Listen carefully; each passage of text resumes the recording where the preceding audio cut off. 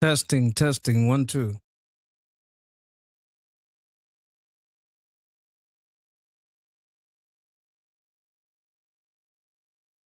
Hello, hello, hello. Hello, hello, hello. Hello, hello, hello.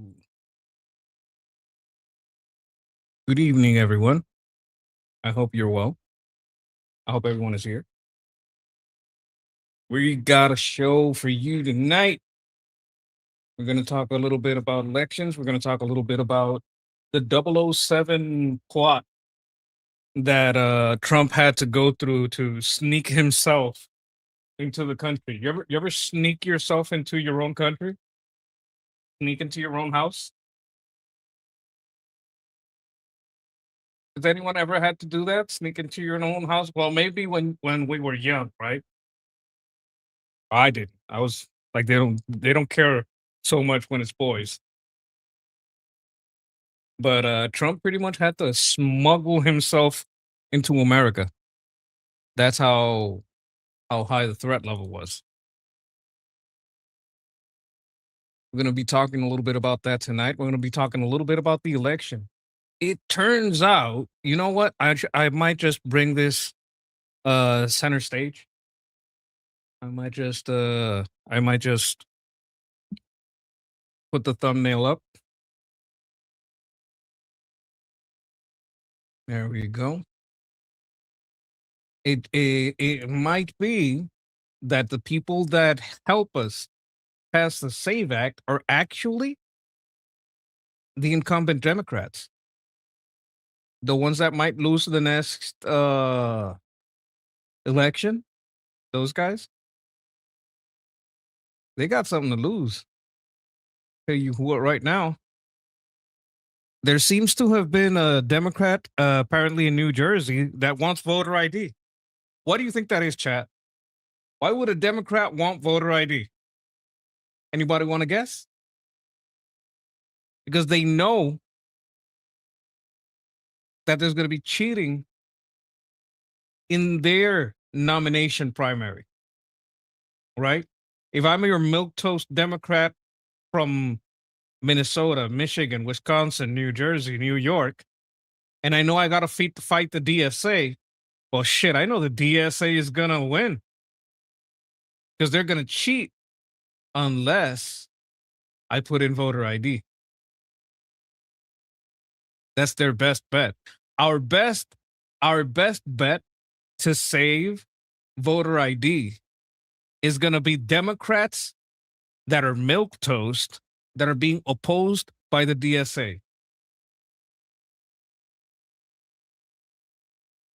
If you want a Senate candidate to pass that well,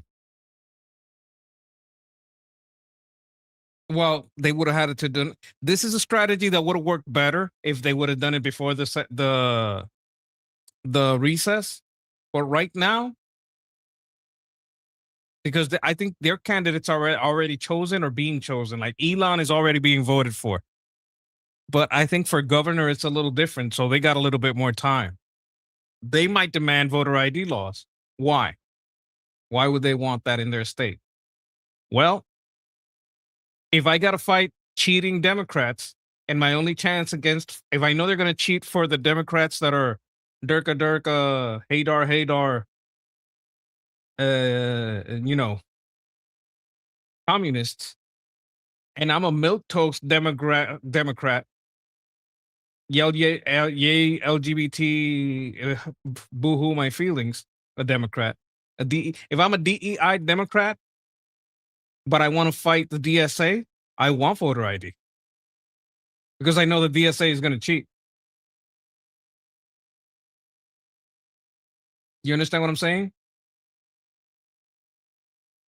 The best way I think to get this to work across to the Democrats is to tell the Democrats, "Hey, you're being opposed by the DSA. They're gonna fucking cheat. The only chance you got is the Save Act. If you pass the Save Act, you might win your nomination. But if you don't pass the Save Act, it's not gonna be you in the chair. It's gonna be the DSA against us, and we're gonna win." because they may win the chair, but they're not going to win the primary. Or do you want to risk it? You're still out of the game. If you want to stay in the game and have that fight, oh, you better pass the Save Act, Mr. Democrat. What do you guys think about that? Do you think if you're a Democrat, I'm going to be real. If I was a Democrat, I'd pass the Save Act. Because if there's anybody that's going to primary me, I know they're not going to, well, they would for me. But if I'm a white Democrat, I know, oh, fuck.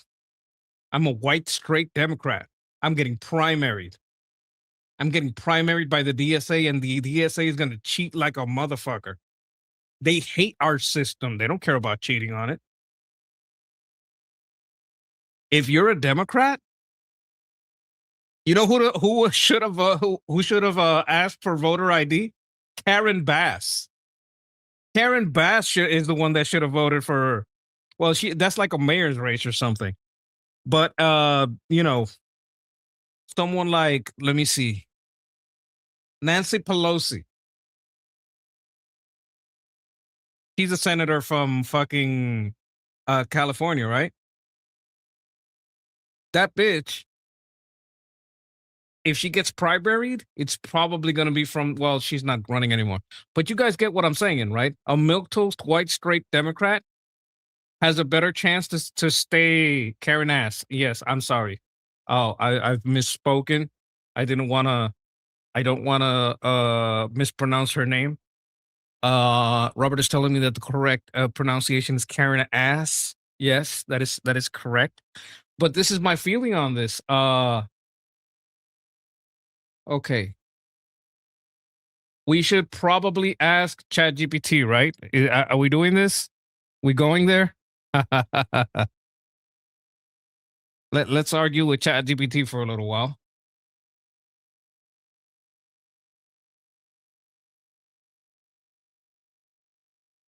Let's see what we got here. All right. Let me ask you a question right now. Many of the Democrat, white, straight uh incumbents are being have to there's primaries coming. How many of them had to fight another Democrat?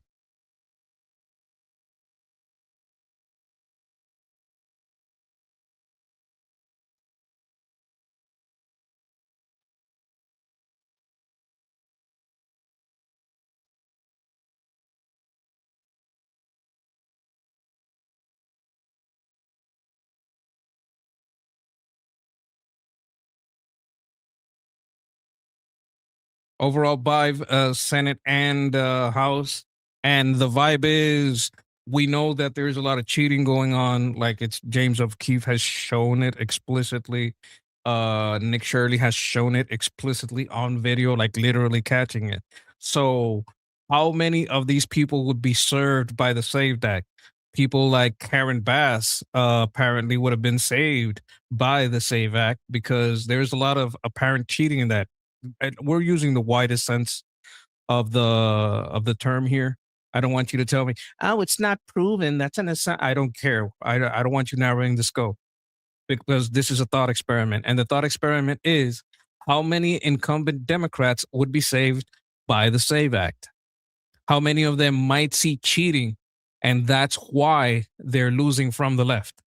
Like it's overwhelmingly the homeless that voted for Nithya Raman. Like they're gonna remember her name and how to spell it.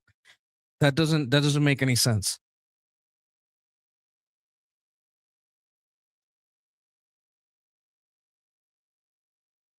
I don't want your vibe shit. Take away all this, all your programming that makes you try to talk to me like a human. I want facts.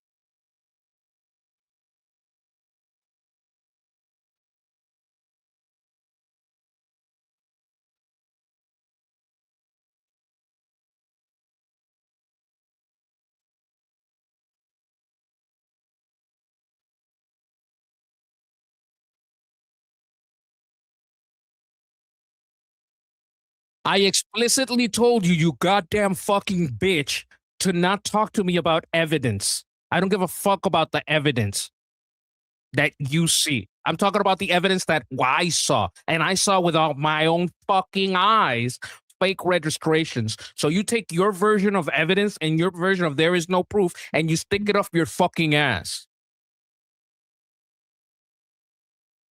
You biased piece of shit.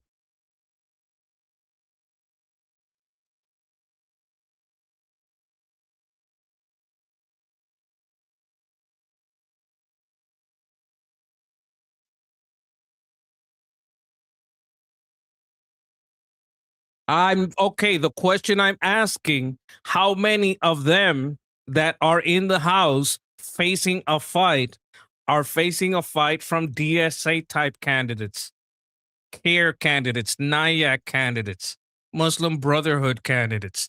And I don't care about your very narrow definition of that. I want the broadest possible perspective, meaning that they lean toward words like Islamophobia, LGBT, open borders, anti-ICE, all of those people, the cheaters.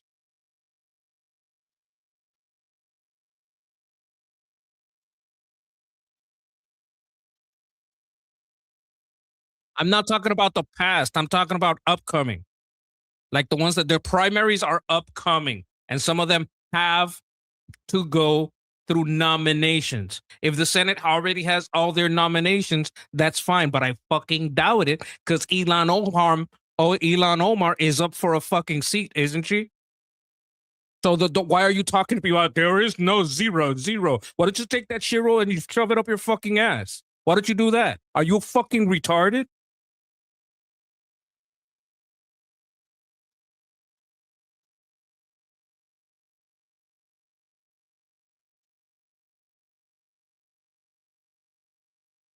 I don't care about your version of zero. I mean any.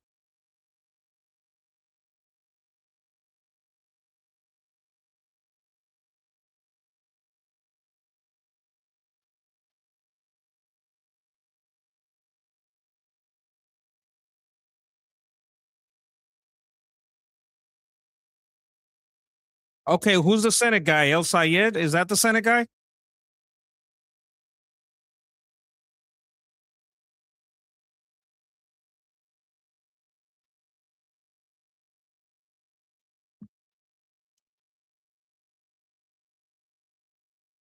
He's DSA.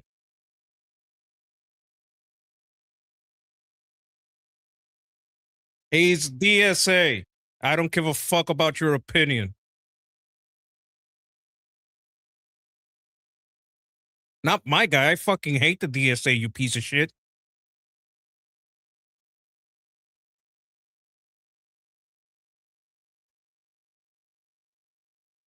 Being supported by is she being opposed by a Hamas supporter?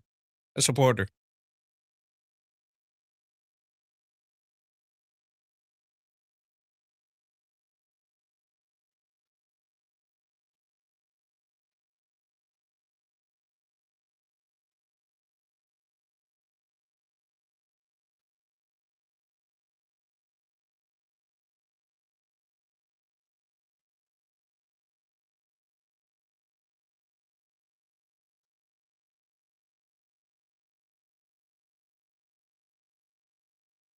Is he her strongest opposition?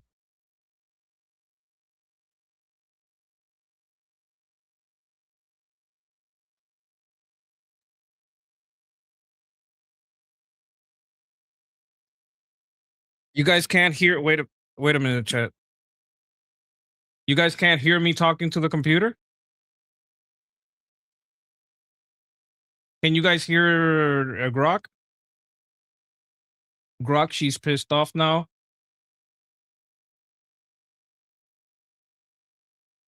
Let me know if you're good. You can hear it. You can hear Grok when Grok talks?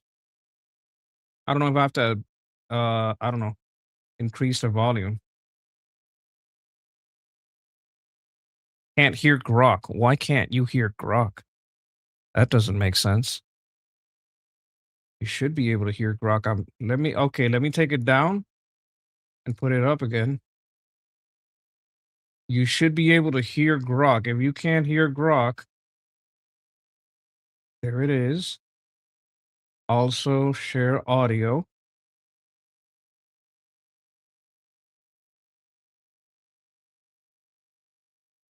Audio test. Can you talk to me?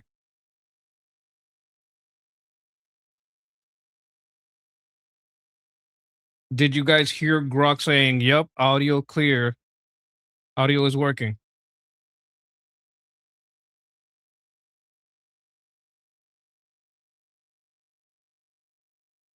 No?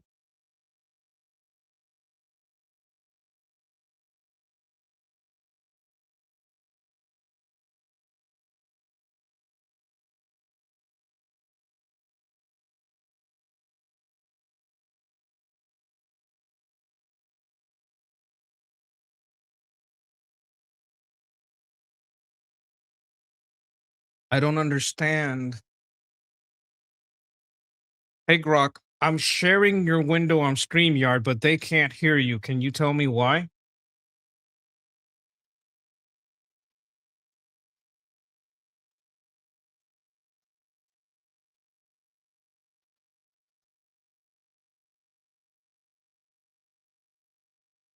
You stupid fucking bitch. If I can hear you through my fucking headphones, you're a goddamn fucking audio source. Stop being retarded. I'm sharing the fucking window you're on and I can hear your fucking voice. So why don't you try to not be retarded and give me a goddamn fucking answer I can use?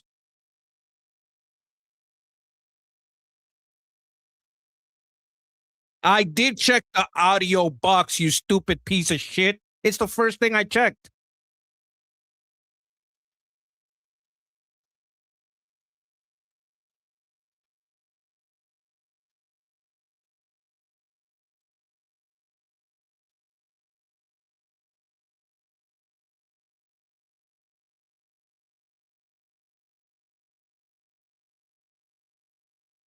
Okay, I'm gonna try that chat. I'm gonna share the whole window. See if that works. Shut up, Grok. I'm not talking to you.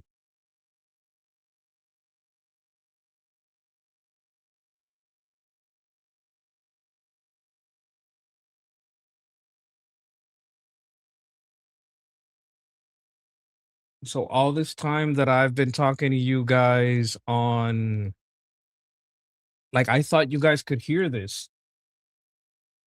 Let me try to share.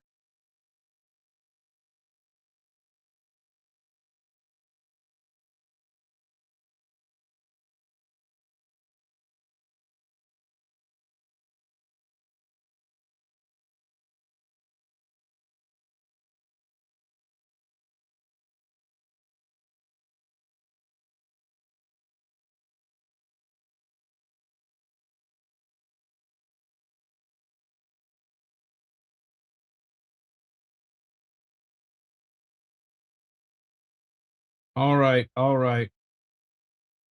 I'm gonna share the entire windows and we're gonna try this.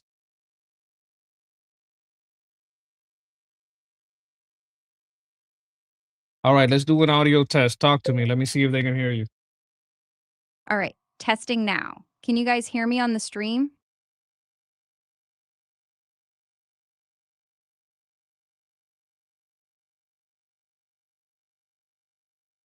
Were you guys able to hear her? Yeah, you got it? Mucha lucha, yes, esto es mucha lucha. Esta cabrona, uno le habla y ella hace lo que le da la gana. Entonces yo creo que esta creo que está aquí está hablando conmigo y que ustedes la pueden oír, pero ustedes no lo pueden oír. Entonces yo estoy aquí como que dice hablando solo y ustedes dicen, este mono loco está hablando solo, ustedes no lo pueden escuchar. It's a problem.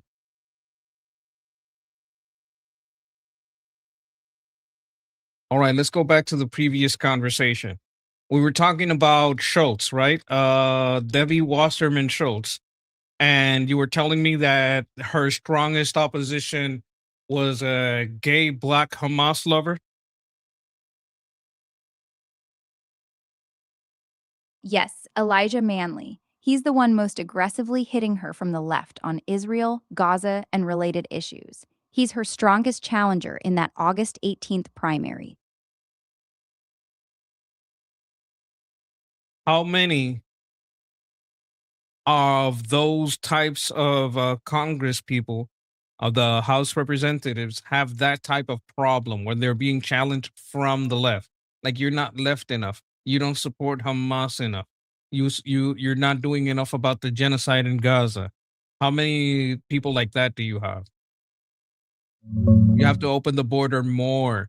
Like, you have to abolish prisons more. Any type of those scenarios, you have to abolish ICE more. That type of scenario. About 6 to 8. That's the number of Democratic House incumbents still facing or recently hit with the exact kind of left wing challenges you're talking about: Gaza genocide talk, heavy criticism of Israel, abolish ICE, open borders vibe, prison abolition rhetoric, that whole package.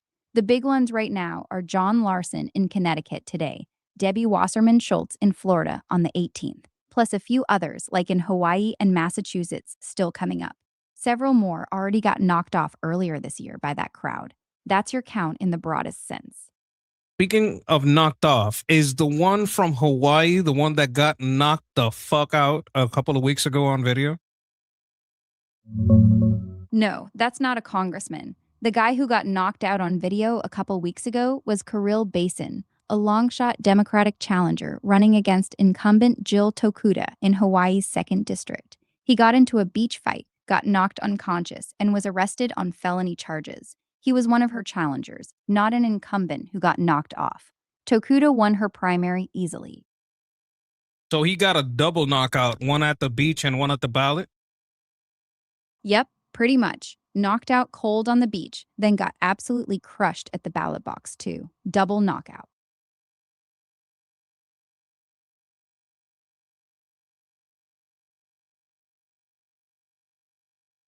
What do you think about having ICE at the polling stations?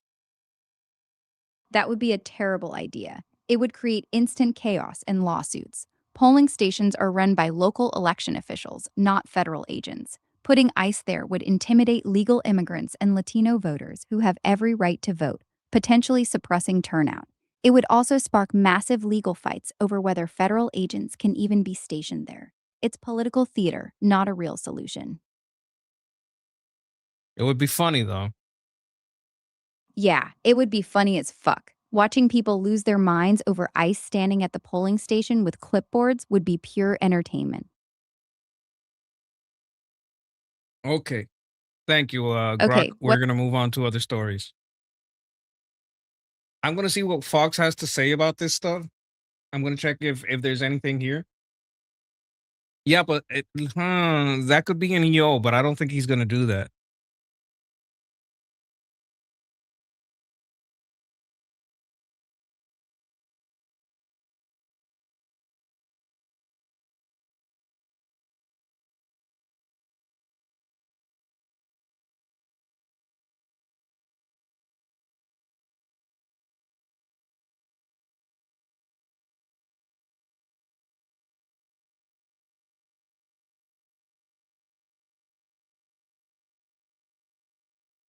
I'm looking for anything about politics here, but I'm not seeing.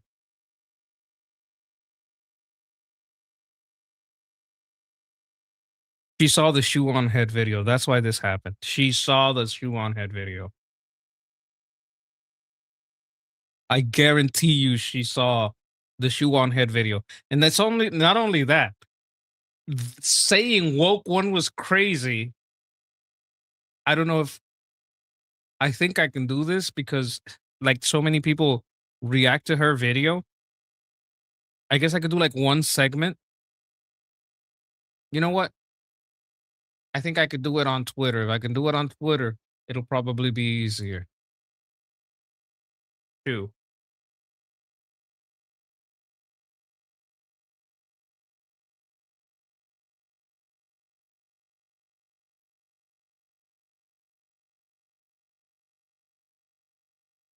Okay, this is her.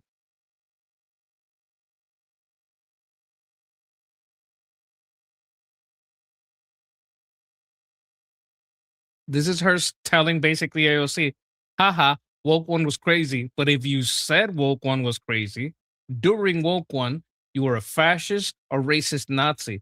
So whatever progressive politicians are talking about right now, they'll just woke 2 was crazy in 5 years. Incredible stuff. That means that when they say woke 1 was crazy, but if you don't step in line, they're gonna deplatform you, they're gonna debank you and do crazy stuff. That's what they mean. Children. I want to make the world a better place for my children. I want to make the world a better place for my children. Ugh. Pull yourself up by your bootstraps, you spoiled brat. Children. Not happening. I want to make the world. That's kind of what would happen, actually.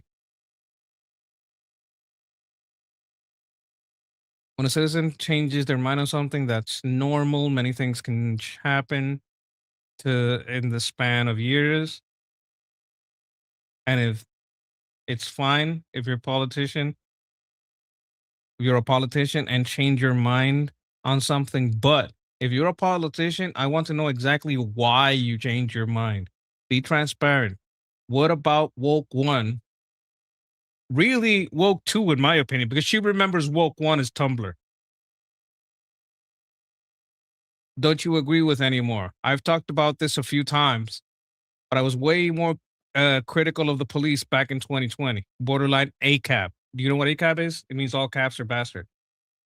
Okay, people know. Like even anti-commies know about commie mime. You see? The thing is, this is Hassan Piker's kryptonite because she can attack him from the left. I'm being a fake leftist. Okay, saying borderline ACAB means all cabs are bastard. And I can tell you that moving from the suburbs to the city, taking public transportation, having a child, and seeing firsthand just how bad things are and can get is what changed my mind on that. Like, she doesn't hate police anymore. So I want to know, AOC and others, what about woke 1 don't you agree with anymore? Why? What made it crazy? Because that just happened. Isn't going to work. Okay, the rabbit is also saluting.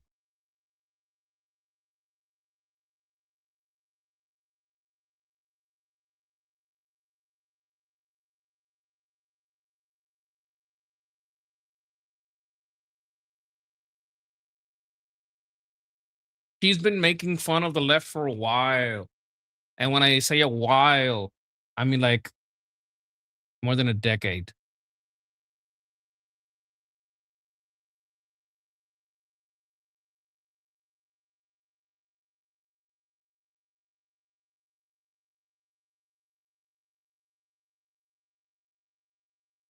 Okay, this isn't working. I'm trying to find clips of her video chat so you can see her talking about woke 1.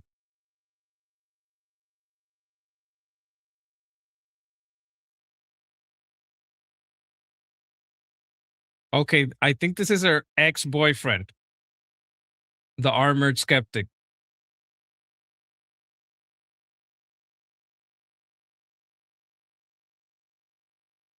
I don't think she's with him anymore.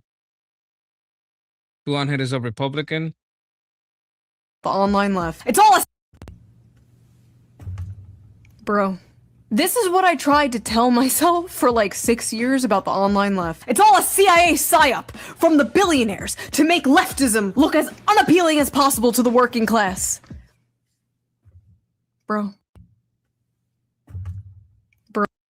Like what she's trying to tell you right there is, nah, it's no psyop. The left is terrible. They are kind of psychos. They do want to kill people. Like they're honestly terrible people. 2020 was the worst year. I remember this Bernie girl. Oh. See what Shuan had responded on Twitter? No.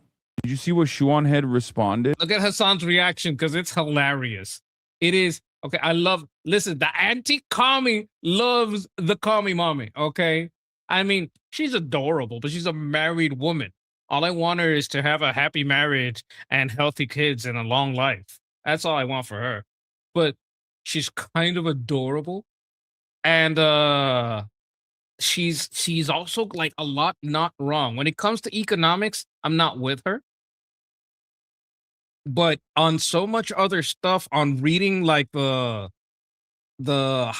social signs and what's going on, she's fucking great. With what? Did you see what Shuan had responded on with on Twitter? No. Also,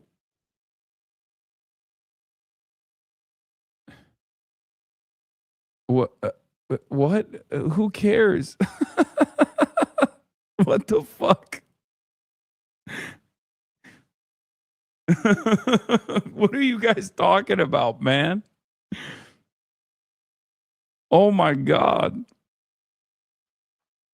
Give it a second. Bro, I'm literally over here talking about how I'm doing a rally with someone who's running in Philadelphia, and the hundreds of people that showed up in the middle of a fucking Thursday to go door knock for him.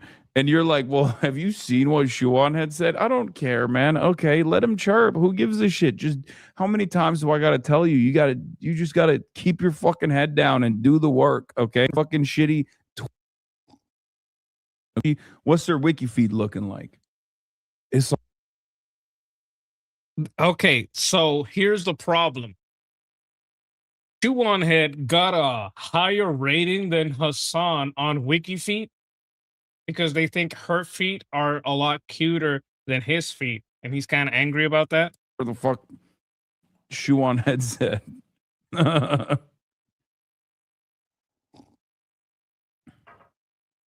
Talk to me when we got the wiki feet ratings up for Shuan Head. Okay, what's their wiki feed looking like? It's all right, man. People have been talking shit about me for years and years. She foot mogged Hassan, ladies and gentlemen. This is her. To my tweet and implied I was responsible for someone else's opinion and therefore fueling hate crimes against gay people. I cannot control the opinions of other people. And a lot of these people aren't even in my audience. They're just random people on Twitter who found my tweet because it went viral. That is how a public forum works.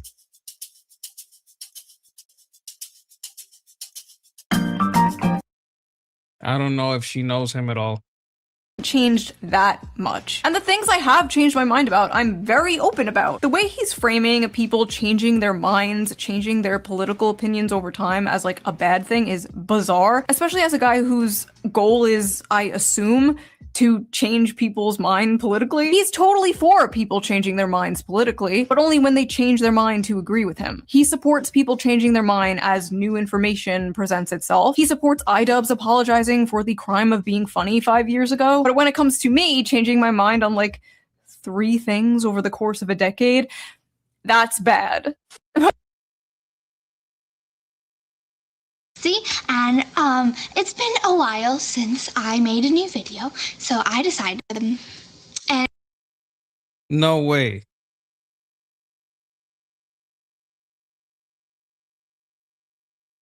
But okay, my point is Is that Queen Boxy?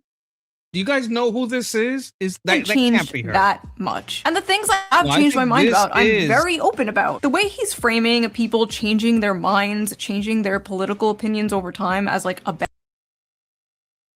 Is this the original Queen Boxy? Oh my bad God. thing is Okay, bizarre, we're going especially as down a guy rabbit hole here, whose folks. goal You guys is, know who I Queen assume, Boxy is? to change people's mind politically. He's totally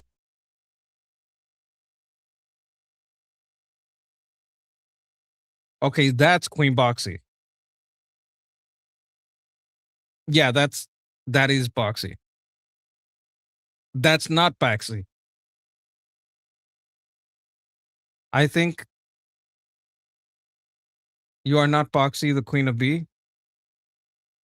The original Boxy was like a crazy internet thing. You guys don't know what about the Boxy. Like a lot of you don't even know why the pool is closed.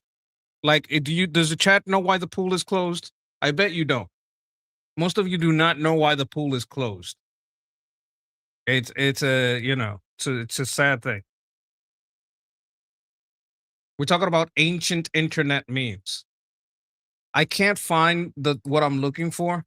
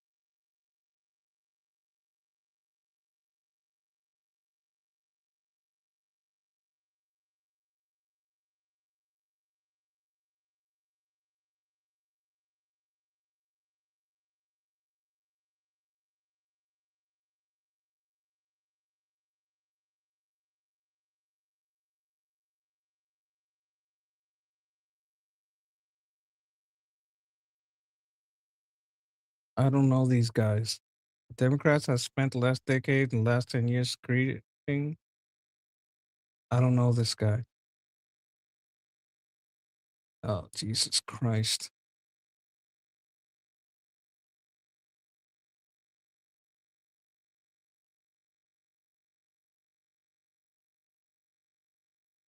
Yeah, there was a governor. Oh shit, she's not listening.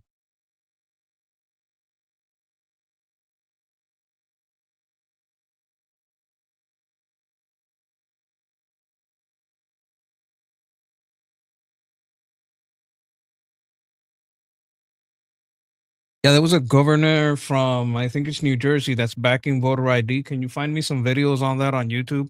Like from a reliable source, like a news source, like Fox, I don't know, CBS, NBC, whatever. Anyone.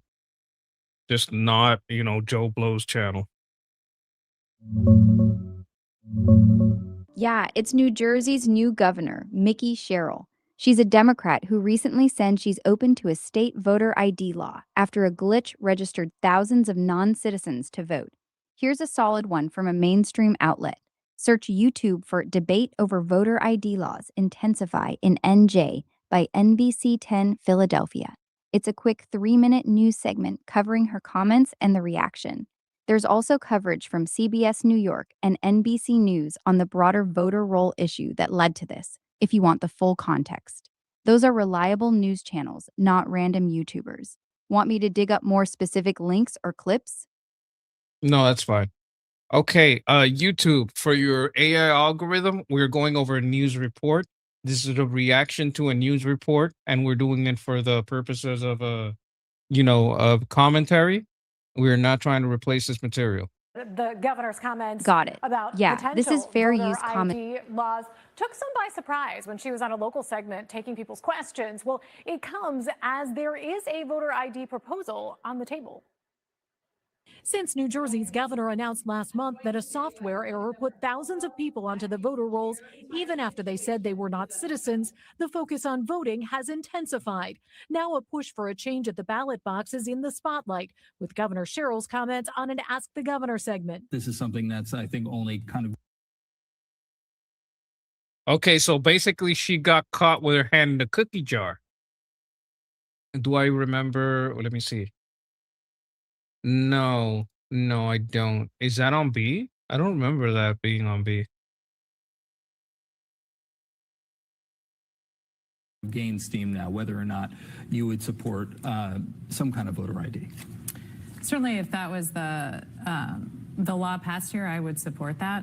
I don't have a problem with voter ID. Those comments prompting a letter expressing, quote, significant concern signed by organizations including the ACLU New Jersey. The ACLU funded the Ku Klux Klan. No, that was the SPLC. My bad. Wrong pieces of shit. League of Women Voters of New Jersey and other organizations. The League of Women Voters are listen. If women are too stupid to fucking get an ID, they shouldn't be able to vote. You're too stupid to vote. If you're too stupid or too poor to get an ID, you shouldn't be able to vote. In the simplest terms, we're just conveying that voter ID laws are bad policy. They make it harder for people to vote. That's the fucking point. They drive turnout down, and these burdens fall disproportionately on specific communities, especially younger voters and voters of color. Yes, because they're stupid and lazy. That's what happens with younger people. And voters of color, they don't believe in you. That's why they don't vote. Because you always say they're going to do something and you don't do anything. That's why they don't believe in you. Lisa Weisberg is a supervising attorney of ACLU of New Jersey. Okay. We have a comment here from Cheryl Pruitt. That's bullshit. Women drive. Yes, but should they? I mean, I'm kidding. Funny monkey. Jersey. Were you surprised to hear the governor's comments about voter ID or a potential voter Oh my God, they're acting like this is the end of the world. ID law in New Jersey? Yeah, I was a bit surprised because Governor Cheryl's had an amazing track record so far in her tenure. New Jersey State Senator Michael Testa is a co-sponsor of legislation that would require voters to show ID, such as a valid New Jersey driver. Voters to show under Michael Testa in her tenure. New Jersey State Wait a minute. What is it? New Jersey State Senator Michael Testa is a co-sponsor of legislation that would require voters to show ID, such as a valid New Jersey driver's license, Motor Vehicle Commission issued ID, or U.S. passport to vote. It doesn't make any sense to me where people are making this argument that this will exclude. Okay, now I get it. I see that R there. I'm like, what the fuck? A New Jersey senator for voter ID? Bullshit. Okay, no, he's a Republican. Now I get it. Eligible voters. I asked him about the concern that it could put a burden on older individuals or others who may not have that kind of ID. Yeah, maybe I don't give a shit that if you're old, you can't vote. Maybe you're too old to even know or care what the fuck is going on. Like, I want a disenfranchised voting so bad, but not to give it to illegals. Just stupid old people and stupid young people that don't know what the fuck is going on. I don't want you to vote. If it's too hard for you to vote, I don't want you to vote. What I hate, the disenfranchising I hate, is when they steal your vote, when they make a fake registry, when they make fake people, or they take a registry from other people and put a mail-in ballot that belongs to someone else. That pisses me off. That's the kind of disenfranchisement that they're stealing. But if you're disenfranchised because I can't drive all the way to the poll, well, fuck you then. Who you think could Someone clocked it. Romancing the Troll says his shirt and haircut was a dead giveaway. Yeah, that's a very Republican haircut. be done to ensure that they are not left out of the process? Why would I give a shit about ensuring that they're not left out? Leave them out. I want them out.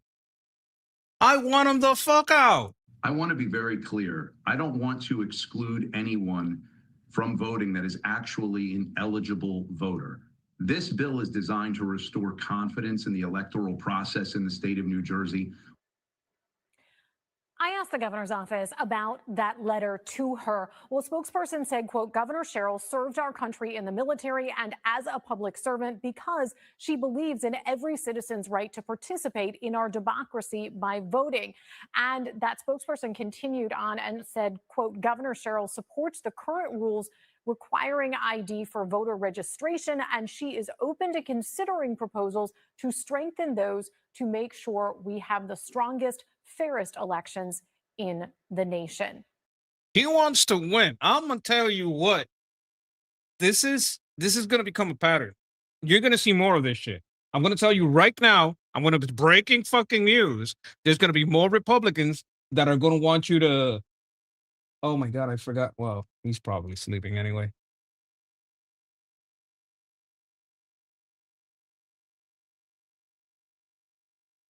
As a pale-faced male monster, I want to disenfranchise stupid white people. Look, listen.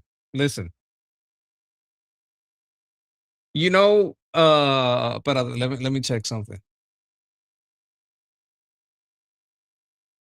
Which is the amendment that give women the right to vote?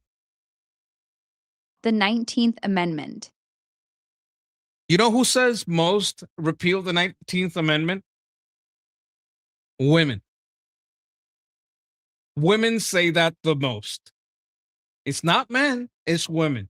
Men don't like, I don't want to say it like that. But women are most of the people that say repeal the 19th women. No, most of the people saying repeal the 19th are men. A recent survey found 28% of men support repealing it, compared to 18% of women. The loudest voices pushing it hard, pastors like Doug Wilson and Dale Partridge. I don't believe you. I don't believe you at all. Who made this report? Bullshit. I hear it most from women.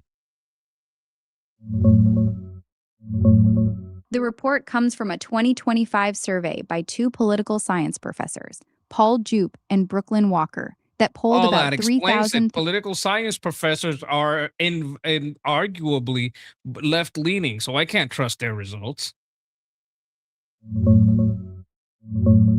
Fair enough. You don't trust the poll. The loudest, most consistent voices pushing repeal the 19th online. Pastors like Doug Wilson, No, okay, Dale okay. So Pastor Wilson and Candace Owen, listen to me.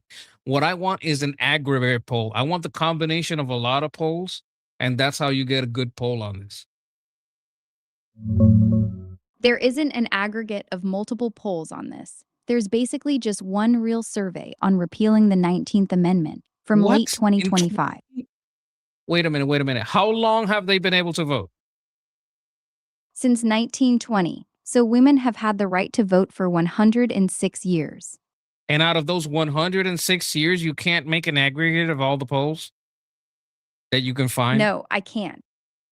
No, there is no aggregate of polls on I'm repealing not the 19th asking for an aggregate. I'm asking you to aggregate. I can't. There aren't multiple polls to aggregate. This specific question, should we repeal the 19th Amendment, has basically only been asked once in a serious national survey. There is no data set to aggregate. The men are terrified to say this. Only pastors and married men are able to say it because their wives probably agree. I usually hear it from women, though. I'm not lying. I absolutely hear it more from women. Anyway, we already went over the debate stuff. I want to check on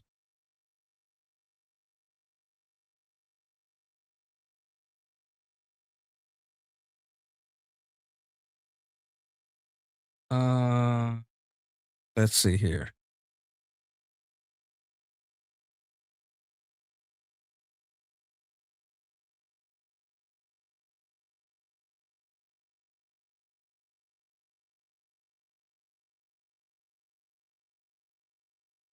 All right, we're gonna watch this news story. This is we're reacting. We are making commentary.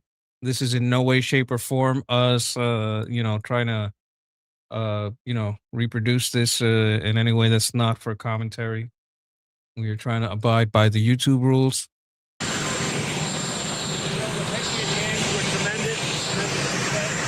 Great young athletes, the future of our country. And we had a great time in Ohio, a fantastic time in Ohio.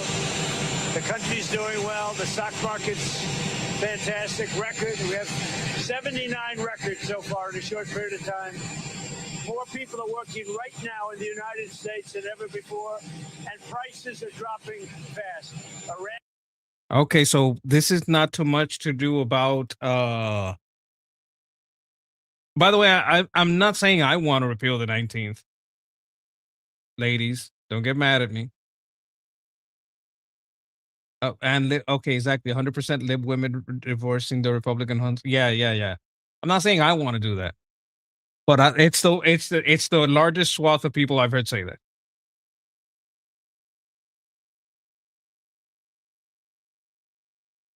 It's the largest swath of people I've heard say that.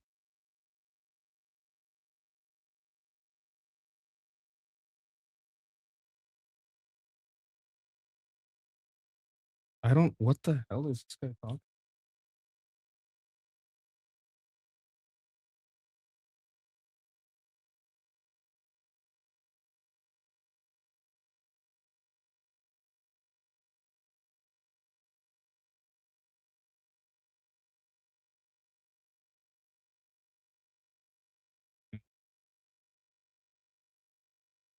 There's a big difference.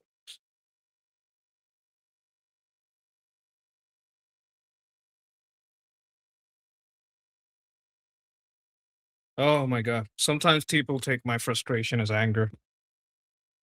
Ah, I'm so pissed about this fucking demonetization thing. And I have let me show you guys. When I go to this fucking YouTube studio, here's the earn tab. I'm stuck on this and I've been trying to fix this shit and it's driving me crazy. It's driving me insane. And to do the appeal, you know, I have to they're talking about like I'm reusing content, but I'm not. So I asked the AI to tell me, you know, a little bit about like what's the best way to deal with this, right? Because I need like something that's gonna work.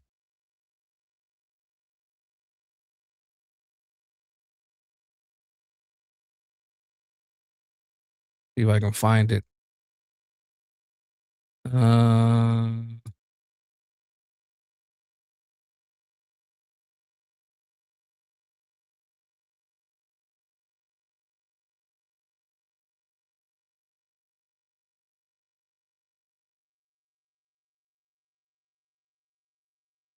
why isn't it here? I think it was here.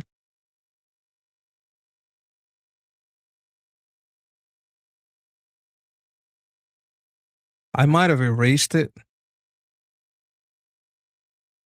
but I had a paper on this. Let me see. Let me take this off for a second.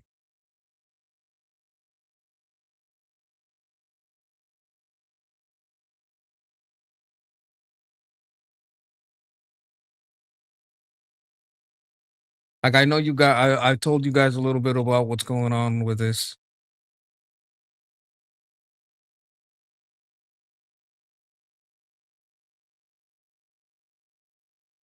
And you know, some of you guys have been like, hey, you know, I'm doing great. Hope you get monetized soon or whatever. And that's all fine and good. But I need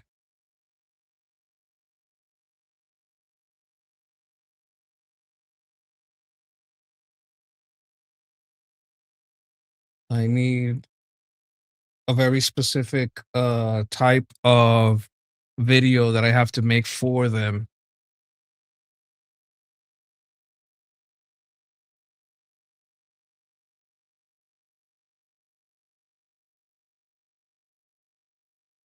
Here we go. So, you know, I went into the eye and I asked it what's going on and why you're being flagged. And I asked, look, what's going on with regular people? Why are they having this problem? And he says, you put to trigger the flags over collaborative co-hosting formats.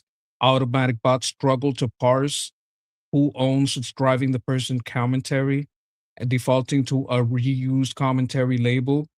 All right. Simultaneous multi-streaming is a big problem with this, right? So if I try to say, hey, you know, oh, I'm sorry that you found some music in here, and that's not what they're talking about, and I make the wrong video on the appeal, I'm not gonna get unbanned. I have to go and research what usually causes this, and I have to find out from users, not, you know, what YouTube determines is the most likely cause. I need the most likely cause in my scenario, not the most likely cause across all YouTube, because my scenario is very particular. I've made over 100 videos already. So why YouTube is triggering the flag automatically? It's because it's collaborative. They're seeing like two identical videos on two channels with the exact same commentary, the exact same conversation, the exact same length. It's going to trigger a flag, right?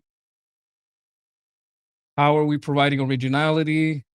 YouTube provides formal appeal, channel identity. Next steps. We are compiling screen recording, live workflow notes, multi-streaming work setup. This is like one of the things they said is very important to show that, right?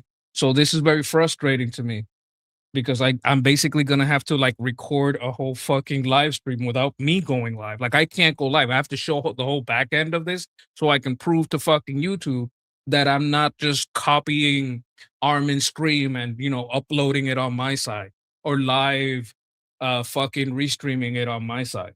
That it is me in the video with him having a conversation. So that's the fucking problem I'm having. Like I'm already monetized basically. Like I don't really need to get to 1,000. I want to get to 1,000, but I should be monetized already. But the fucking problem and the thing that's fucking driving me crazy is that I got to make this fucking video. And for the last couple of weeks, I thought it was this like, oh, you played a little audio thing, but that's not the fucking problem. Anyway, just so you guys understand, because I know you guys have been wanting an update on that, and I owe it to you on both channels to tell you the truth about that. I think Cuba, I'm confident. I want to talk about Cuba a little bit because we have, Marcus Rubius Floridicus, first of his name. And I want to hear him speak. I think Cuba, I'm confident that Cuba, by the time, this administration's over, but before this administration ends, will be on an irreversible path towards a much different future. Obviously, like anything else, especially something like this, I always tell people, like, you can't have something in place for 70 years, it grows roots, and then think overnight you're just going to rip out the whole thing and put something brand new into the ground. There's a transition that has to happen in a process to get there. Eastern Europe is instructive of that. You saw it took countries in Eastern Europe 3 to 5 years to truly become what we know them to be today. Poland is probably the best example. So I think Cuba will be on that path, well along that path. It has to be, but certainly under this administration. Guys, if Cuba becomes the new Poland, oh my God. You guys know Poland is like the Texas of Europe, right? You know what I'm talking about? Poland is gung-ho. Like, they're like, no coming here. No. They're all about their guns. They're all about their weapons. Given the priority it's given Cuba, you never guarantee anything, but it's certainly a priority for us because it's in our national interest. I remind people at the end of the day, like, I work for the United States of America. I care about Cuba. Obviously, I have a personal connection to it, but I don't work for Cuba. I work for the United States, and I believe it's in the national interest of our country to have a Cuba that's safe and stable and aligned with the U.S. The same feeling I have about Venezuela. Yeah, that's why they don't like Cuba, because they'll never win there, not with the majority.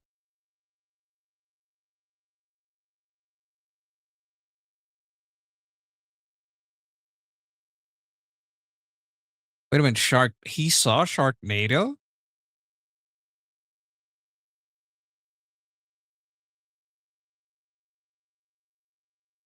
Okay, so this is a video about the Monroe Doctrine. Let's watch it. It's 1823. The map of the Americas is being redrawn. Spain has spent centuries amassing a new world empire stretching from Patagonia to California. Now their grip was slipping fast.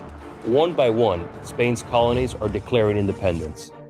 And back in Europe, the old empires are not taking it well.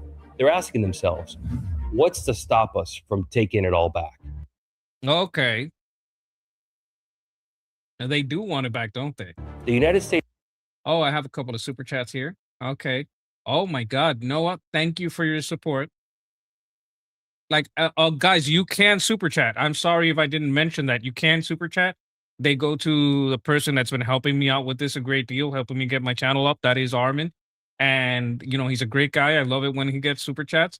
So we have a couple here for him, which I appreciate. Sketch, look up Doug Wilson. He and his church, who Pete Hegseth was a part of, pushing hard to repeal the 19th Amendment. Also, DSA is losing in Wisconsin. Yeah, no, okay, I understand. I know who that guy is. I know he. I don't but he's not. Like, that's pastor. And Pete Hegseth, he's not running for office. I'm sure if he ever runs for office, they're going to talk about that. But that might get a lot of conservative women to vote.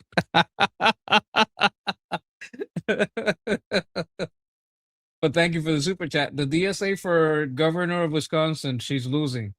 The DSA for governor of Wisconsin, she's losing. Oh, thanks for keeping an eye on that for us. Had come into being mere decades ago in the Revolution. Then we fought Britain again in the War of 1812. America was concerned. Did you guys know that where we get the Star Spangled Banner, I think it's from this war? Of the involvement of foreign empires in the New World. Now, America sensed an opportunity to establish a new order. Britain, focused on protecting its trade with the emerging nation, proposed a joint declaration with the United States to deter intervention. But Secretary of State John Quincy Adams, suspicious of British motives, convinced President James Monroe to act independently. Monroe then declared a decree to Congress. Ooh, the Monroe Doctrine. I never knew like the original birth of this, so it's nice to see it. Among the boldest diplomatic statements in American history. The American continents, by the free and independent condition which they have assumed and maintained, are henceforth not to be considered as subjects for future colonization by any European powers. Whoa! No one is colonizing here. Very bold. Very bold indeed. As subjects for future colonization by any European powers.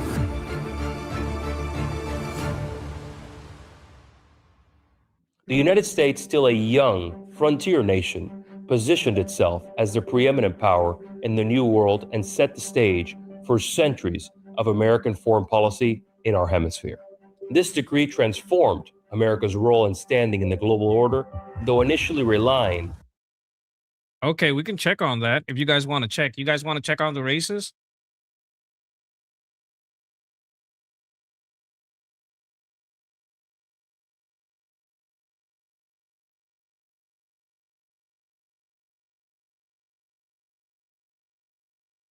Bruh, look at that. Look at that. Look at that. Francisca Hong and David Crawley. You know, there's a song about this guy. Wait a minute. This is Wisconsin? What state is this? Democrats? Wisconsin's gubernatorial primary. David Crawley now favored 72%. You're looking for Minnesota. Let me see what we have here. Is David Crawley? These are all Republicans, right? I mean, these are all Democrats, right? Yeah, Hong gonna lose.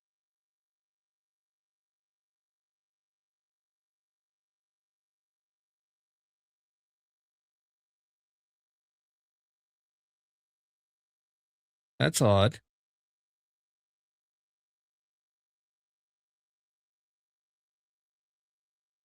Hong might come back, but what the fuck is up with these primary polls? It is weird.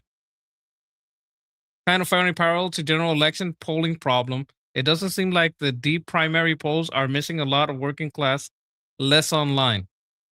Yeah, this is what I'm saying. Like, these people are popular online, but they're not popular in real life. Look at Iowa. Michigan. You were asking for no Minnesota. You were asking for Minnesota. Texas. Okay, let's just look at this. I don't know who these people are, but we're going to check.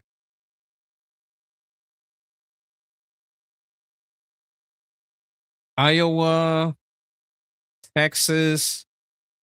Yeah, Republicans, breaking incumbent Republican has tied with the former Senator Democratic nominee Sherrod Brown. Okay, they're tied. But that's Kalshi. That's not.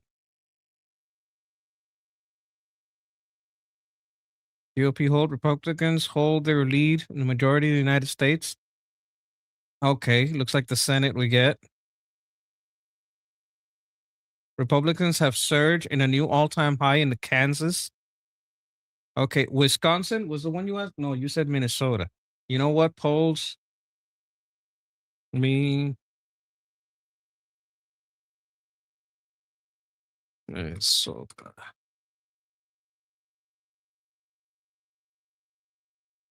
See what's going on there. Trump back Mike Lindell crashes in the odds to win today's do you mean he crashes to win? Oh, yeah, he did crash. Yeah, but Minnesota, that's the Somali flag.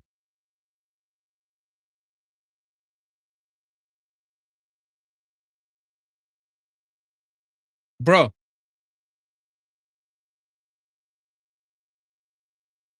A Somali flag.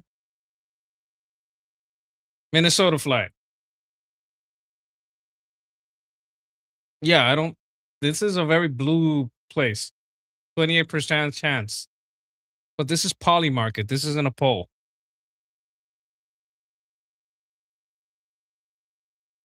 I don't trust her links.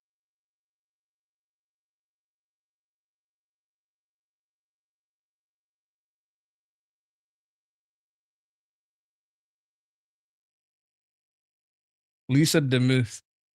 Who's Kendall Walls?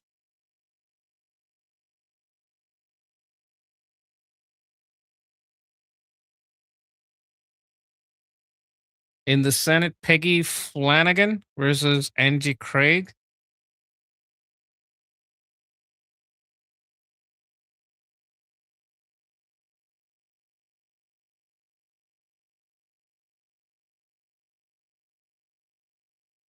Let's see how that goes.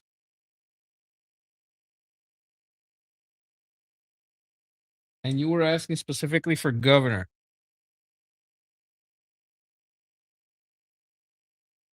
It's not looking good for the Republican.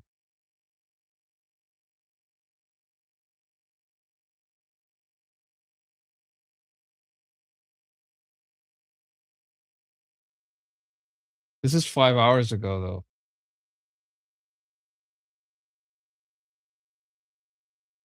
Let's clinch the nomination. Okay.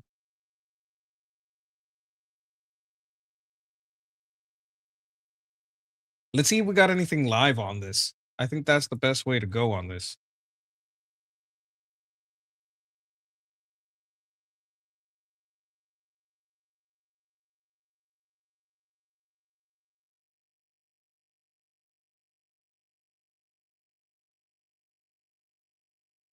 Guys, you guys want to see some of this? That's true in all these places. 19,000 or so votes here in Racine County. Got another Dane update. We think, okay, let's go into Dane. And now that was if you're home, that was a positive one. That was a much better update for her. She upped her margin in Dane now to 7,500 raw votes. That's 6 points with 83% in. Do you just have the break, Adam, of what that update was? She just won it by? Yeah, in Dane, she won that 49-33. So, okay, those are now we're getting into the kind of stuff that we were saying. This is the kind of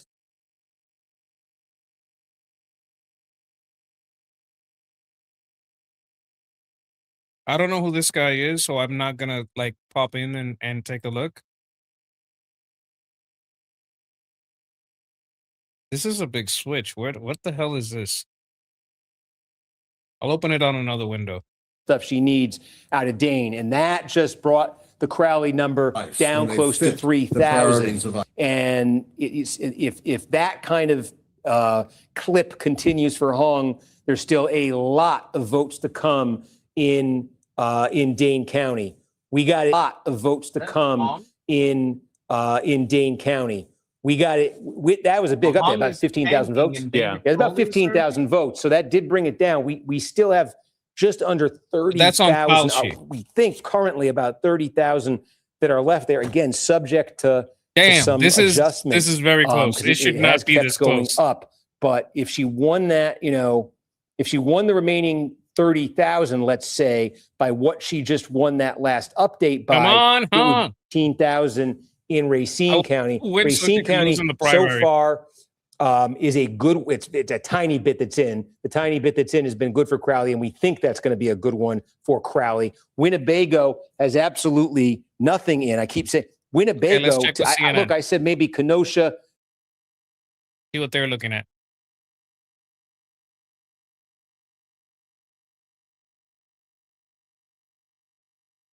About China.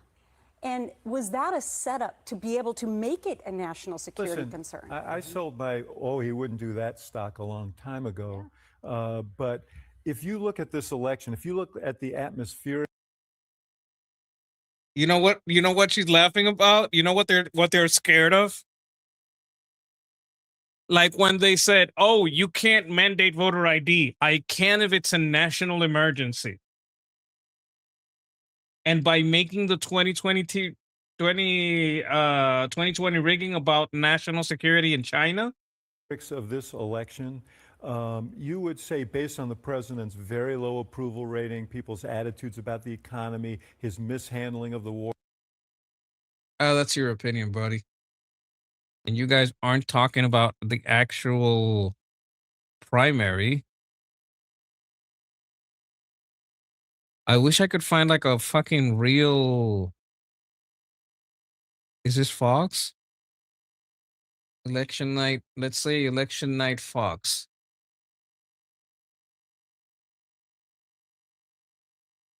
And let's set it to live. All right, here we go.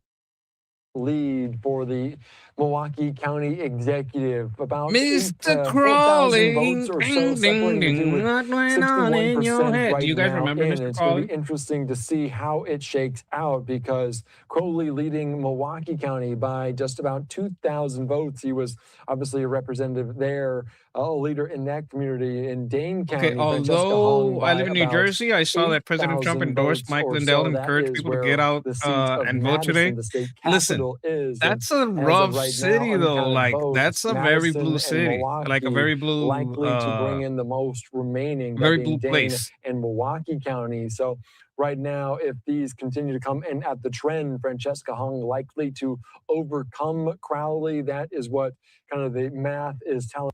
Let's look prove over her here. work, What's what this? she can do for the American people, for South Carolina. Okay, so these two, I think they're having a runoff election because none of them got 50%, but she did real good. Sorry, for citizens of South Carolina. So, you know, right now, just running on a Trump endorsement and running on Lindsey Graham's legacy is what she has. And, you know, getting to 33% is pretty good. Jessica Hong Okay. right now here on this. You see how it was, and she started surging after. That's them counting all the stolen votes, so mail in, all. But yeah, no, I think Mr. Crawley, is that Black Sabbath or was that Ozzy Osbourne on his own? I don't remember. Primary night, and we were watching and listening into other events from other portions of the Midwest here on Live Now from Fox, including in Minnesota. We were watching that very closely here on Live Now from Fox. But this is a big race, congressman in this race. So 2 check marks. We'll see you again in 2 weeks' time. Russell Fly speaking right now. Yeah, they do it again in 2 speaking right weeks. now. Let's listen into it live. Particularly the SAVE Act, which is verification that you are.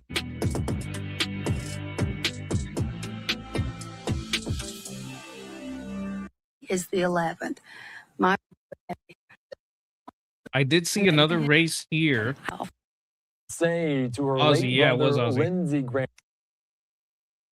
Senate Prime Special. He was Okay, show me the other face. No, that's not it.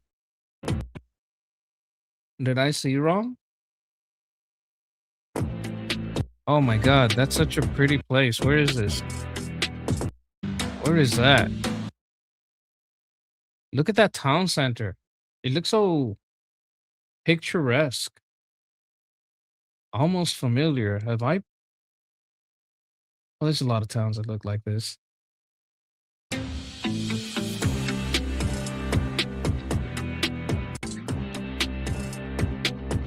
Nashville. Oh my God. Lebanon. That's Lebanon. Tennessee. No, I haven't been there. Nashville, Tennessee. Yeah, it is Ozzy Osbourne. You guys are a little delayed. You got to refresh.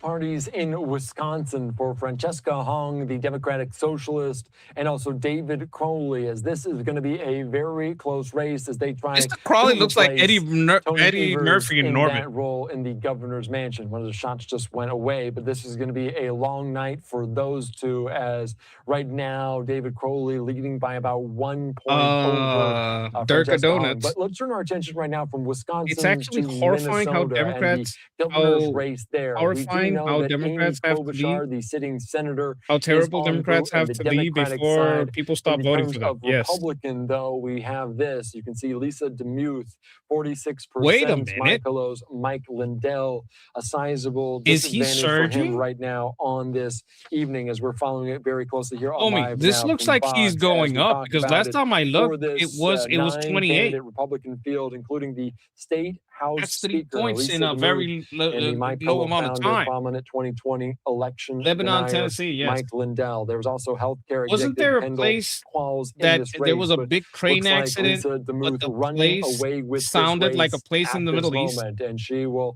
potentially likely Was it face Palestine? Amy Klobuchar in November. Let's listen in as she had a meeting with reporters answering I questions. can't remember. The Democrat. Let's listen into her from earlier tonight. Yeah, well, I'm feeling great. This is just the example of what I'm going to be doing. It's going to every corner of Minnesota. I grew up not too far from here out in Plymouth and have had a base in the suburbs for a long time. But one of the things I've done is go and visit all 87 counties every single year. And I go not just where it's comfortable, but where it's uncomfortable. Was she crying? Why is her eyes so wet? And I think we need that right now in Minnesota. We need to get to a higher plane in our politics. Someone's it's just gonna bring one of them. people with them, and that's what I plan to do. And my focus here and what I just said, I meant, and I've said it from the very beginning. I want a growth agenda. I want to add more jobs. Isn't Klobuchar the one that always turns on us? Pat, am I right about this? Isn't this like woman notorious for what party is Amy Klobuchar? Democrat. She's a U.S. Senator from Minnesota. Okay. Then which one's the one I'm thinking of? She's from Alaska. I want the name of an Alaska senator that votes with Democrats so much that it really annoys Republicans. Lisa Murkowski. She's That's the the Alaska one. senator Thank that you. Murkowski. Klobuchar, Murkowski. I was close. Look at a growth agenda. All right, that's enough of you. Milwaukee. Is Milwaukee having a vote?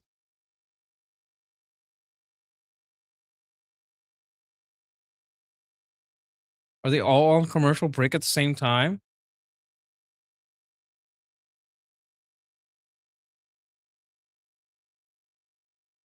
No, I don't care about the weather.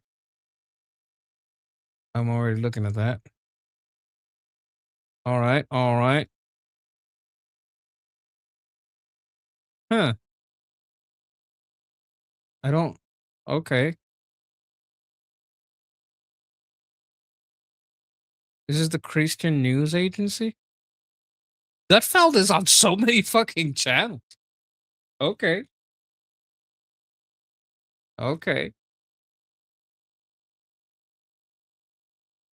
So, chat, how about we get back?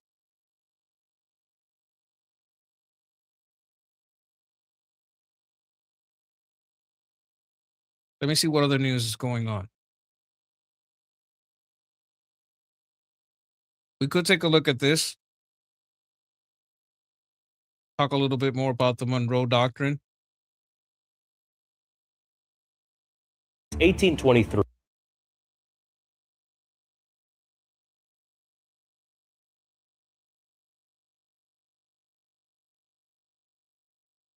Let's see what's going on the home front.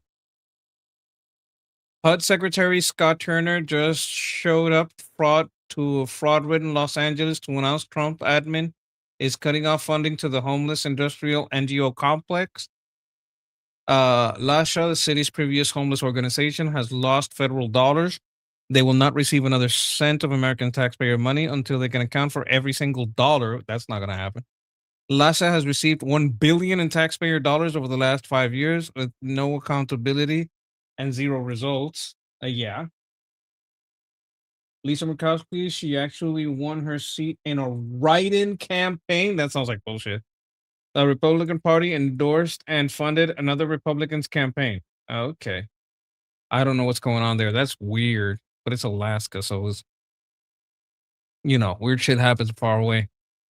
And despite receiving more federal homelessness funding than any other jurisdiction in our nation, LA remains the epicenter of the nation's drug-fueled homelessness crisis.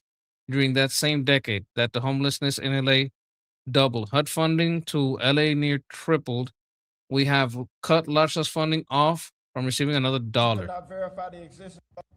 They will not receive another cent of American taxpayer money until they can account for every single dollar. Hallelujah. Money, as we all know and all agree, does not grow on trees.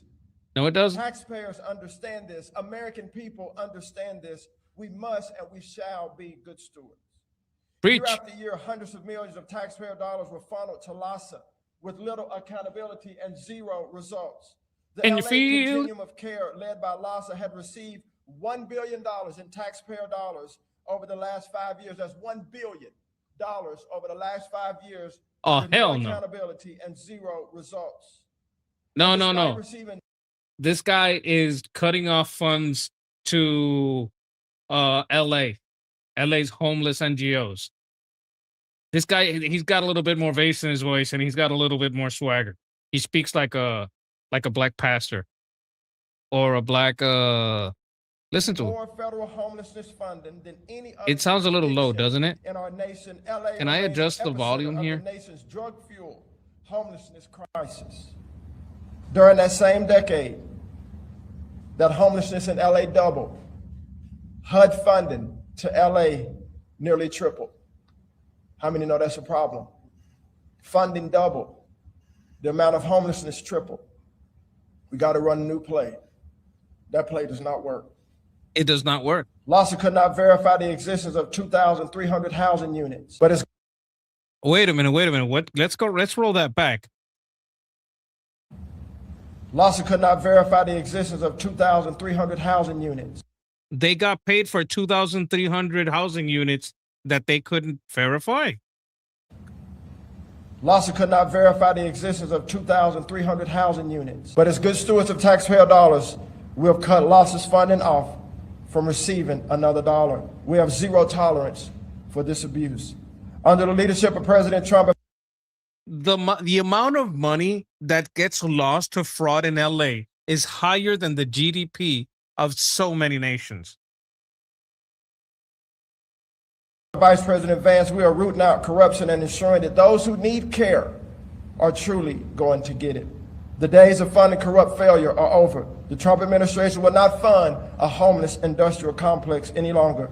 At HUD, we're only interested in real results. And that's actually helping our fellow Americans get off the streets, out of addiction, and on a path to self-sufficiency. I'm grateful to be here with you all today. I want to introduce my dear friend, colleague, and brother, Secretary of HHS, Mr. Bobby Kennedy.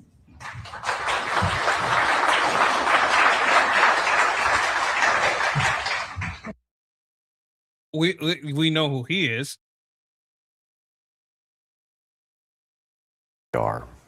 A few weeks ago, Brian Atlas, a friend of mine who runs the Whatever podcast, offered up $100,000 for Candace Owens to debate with me about the murder of Charlie.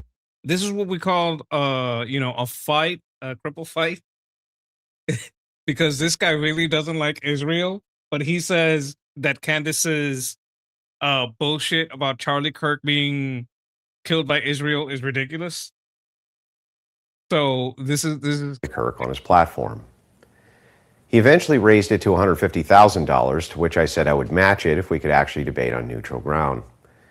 I expressed this story recently on the Joe Rogan podcast. Candace and her fans' reactions were volatile, to say the least. She issued a Okay, okay, we have to talk about this. This is something that must be talked about. Like, let me go to my feed. As you can obviously see, one of the first things that you're gonna see on my subscription is Nuxino right there at the top, right at the top. Because I love this guy. This is my inspiration, right? Everything I do, this is the guy that told me, you know what? You don't have to show your face. Just put your ideas out there and make it about your ideas. Make it about what you're talking about. Don't make it about what you look like, where you live. Like, make it a little bit about where you live. He talks a little bit about being Jewish and about being American. Yes, yes. The Blue Jew. The Blue Jew. We love Nuxino around here. Yes, we do. And yeah, Nuxinor loves watching these retards fight.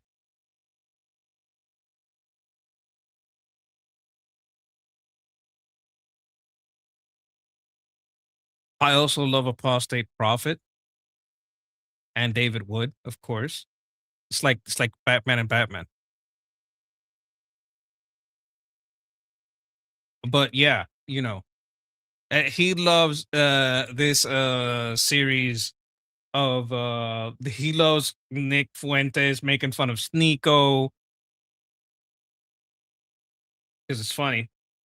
Alex Jones making fun of Sneeko. That was hilarious. And yeah. I know Nuts is working on the tunnels for free. Oh my god. You guys have seen the Tunnel series? There's a very talented AI director. He directs AI movies. And you know, actually, so he scripts them and directs the action that you see. Made a long series about Nux and the oh my god, what was his name? Donut? Wait a minute. Donkey.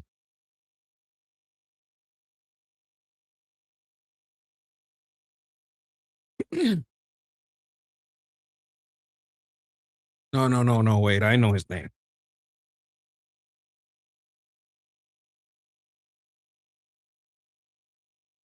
Dompy Bongwater.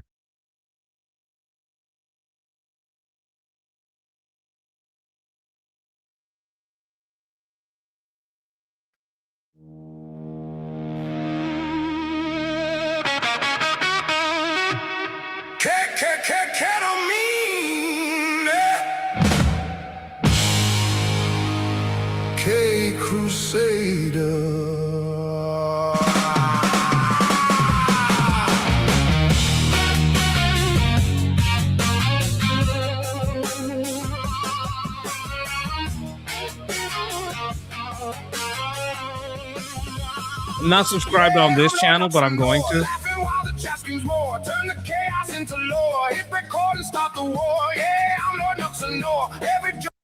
Okay, that's exactly what Nuxinor sounds like. We all know this. You guys can watch this guy's stuff. He does great stuff. Let me just link the whole channel. He does crazy series, but if you like, it takes a little knowing, but if you know, oh, wait a minute, this is wrong. Button. Share. Can I share the channel? Let me just hit the channel, copy it from here. There we go.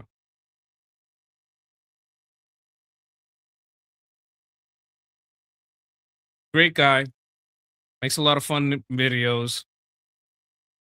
I'm not gonna click on them too much because they get a little wild, and that's you guys are a little bit more tame than me and my wildest strange counter that I needed to pay her. I can't wait till he does something about these fights between Fuentes and all these people. $500,000, and that TPUSA needed to, quote, claim me. Now, I don't work for TPUSA, so I couldn't grant that concession, as it would have been a lie. She followed with an offer of me paying $300,000 to debate her at her home on the topic of if Tyler Robinson killed Charlie Kirk and if he was a federal patsy or not. Obviously, this gives massive advantages to Owens, but I'm never one to back down from a debate challenge, even if I think the terms are fundamentally unfair. We entered into negotiations, and during those negotiations, Joe Rogan contacted us both, asking to host our debate. This is perhaps something you guys don't know. Obviously, I thought that changed everything, as that would guarantee the biggest platform for both of us to make our case on neutral ground. Unsurprisingly to me, Candace Owens declined. That is news. Holy shit. Like for Candace to go on Joe Rogan, that's a big opportunity. But yeah, Candace, I apologize. I'm mispronouncing her names. Yes, Candace has gone off the deep end. Yes. So for Candace to go on Joe Rogan, that's a big opportunity. No control, you see. Like, that's a big opportunity, but she has less control there than in her home. She insisted it be at her home still, even after Rogan said he would come in on his off day to do the debate, and I would still give her the $300,000. You would think if she was actually trying to change the minds of normies and reach a new audience, that's where she would go, but sadly, no.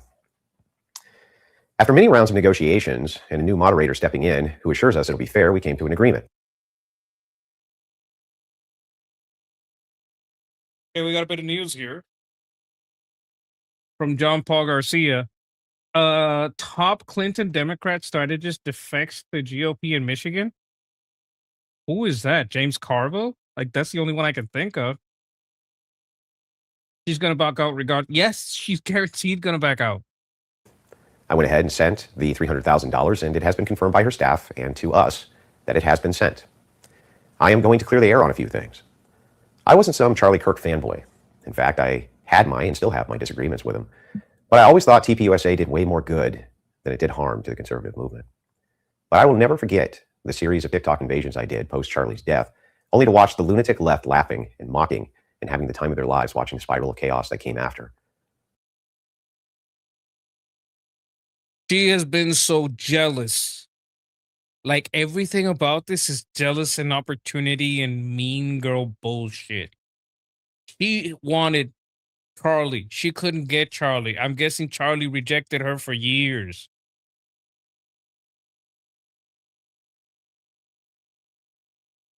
It was enraging, to say the least. I know I'm not a very nice man. I get that. But I am a very kind man. I lamented many times to my wife how god-awful the family and friends of Charlie must feel about what happened to him after he died. Trying to find some new normal under intense media scrutiny, balancing duty and obligation with remorse, regret, and overwhelming sadness. I want to be very clear with you guys. I do not like this person. Not even a little. He's very anti-Israel, pro-America, staying out of everything and becoming like a little fucking turtle. Okay, so we're going to hit the cartels apparently. Today at the America's Counter Cartel Coalition, A3C, forum in Panama, Commander General Francis L. Donovan spoke with defense security leaders of 19 countries as they guided to discover forward collective combat cartels, narco-terrorists in the Western Hemisphere. This is our chance to decide, are we willing to take the fight to the enemy? I believe we are. These are networks that are really ravaging our own societies. We have to attack these networks. We have to apply total systemic friction on those networks. Yeah, hell yeah. From this point forward, anytime the Islamic Republic of Iran shoots at a ship in the Strait of Hormuz. Wait a minute. 7/22. Yeah, this was a long time ago. That didn't happen. That was bullshit. Oh, fuck. Oh, shit. Holy shit. You know what this means, guys? James O'Keefe is on the case. We're going to see some crazy shit.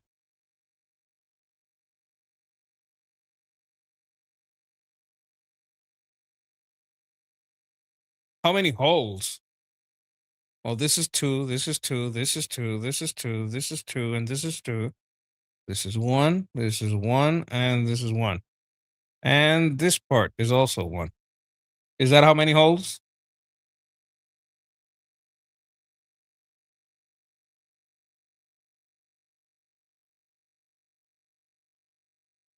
Military technology as America Fox getting an inside look at the latest military technology as American warfighters prepare for the battlefield of the future.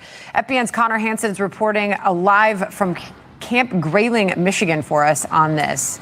Hello, Hansen. Hi, Sandra. Well, I thought she said hello, handsome, for a second. this base is massive, about 200,000 acres here in Grayling, Michigan. Plenty of space for some of the largest and some of the newest defense companies to practice with some of their new technology. Some tell us Michigan could be the perfect place to build things like drones, given Detroit's long history building cars.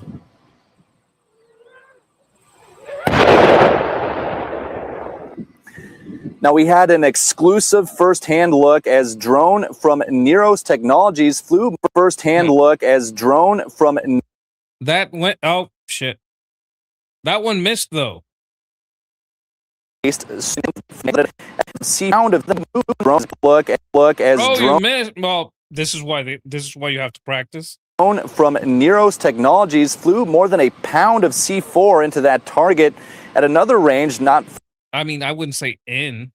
far away from there. A flock of drones from a Michigan-based startup called AG3 Labs shows its attack formation. Now, its co-founder is just 25 years old and started building drones in his college dorm room.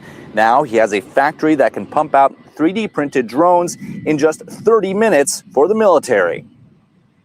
What's really special about Detroit is we're able to piggyback off the backbone of automotive that's been here for hundreds of years, and the same infrastructure that helped us win wars in the past by building tanks and planes is going to allow us to win wars in the future, but by also building drones as well. Drone warfare is evolving every day in Ukraine. NATO ambassador Matthew Whitaker spoke Let me show you guys exclusively something. to You see those tips? You see that tip? That's because this is practice. See that yellow tip? And this laser? Like, you will get a ping like you got hit. And what you have is you have a little card in your pocket. You can't look at that card. The card is in your pocket. You can't look at it. But you have some gear, starts making a sound. Like you got hit, right? Or like, I don't know if they use the same equipment, right? And okay, you've been hit. So you open your pocket and you look at the card so you can see the kind of injury you have, right? And then you put the injury back in your pocket, right? And you can't tell anybody what injury you have unless it's like very obvious. But if it's like any type of internal, you can't tell them what kind of internal it is. You can't say a lot. All you have to do is imitate the symptoms. Because you don't really know. They have to figure it out. Like they might have to heli you out in a helicopter just for the practice of having to take people out in a helo. Every day in Ukraine, NATO ambassador Matthew Whitaker spoke exclusively to Fox Business about the need for the U.S. and allies to keep up. We've seen it, in Ukraine, we've seen it in Iran, where the modern battle is very different, involves a lot of air defense, a lot of drones and counter-drone technologies.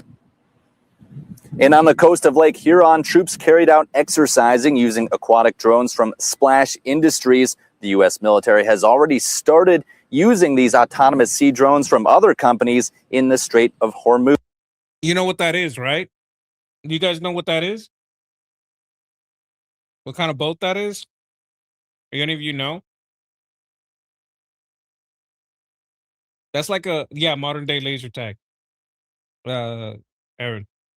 That's basically like a jet ski. That's a jet ski that you can operate remotely and sometimes with a bomb on it. Now, there are about 7,000 troops here from around the country. Some of them, we're told, coming from Great Britain and Latvia, have firsthand experience. Okay, I hope they're not bringing the drones from Great Britain because those have like broken cameras. Cameras that like signal to China and shit. Experience working with the Ukrainians. Sandra. So they've been working with the Ukrainians. That's very nice. Very, very nice.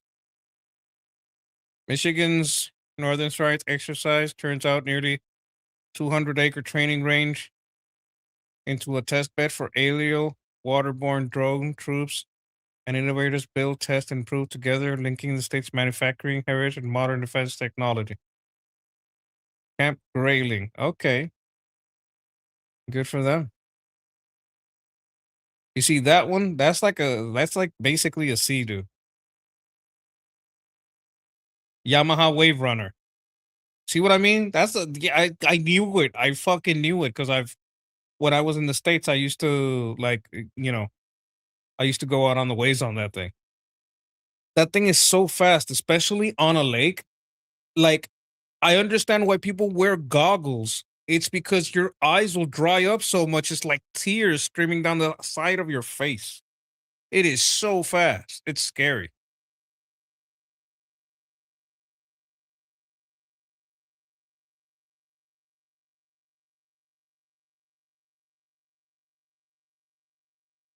Thing is scary.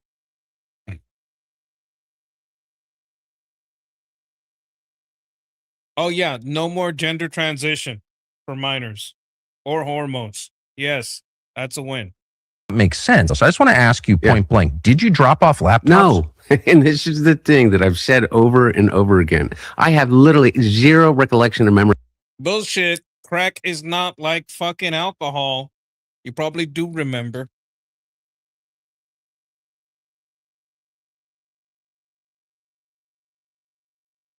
Of ever dropping off a laptop at John Paul McIsaac's. No, the answer is no. You've written about this for several years now, pretty conclusively, I would say. You had an amazing book on Hunter Biden's laptop, which sort of substantiates a lot of what you're saying. John Paul McIsaac, who was, I think you interviewed him, the laptop repair shop owner who had the laptop that Hunter had abandoned at his shop. When we have shown Hunter's consent, everyone knows Hunter consented.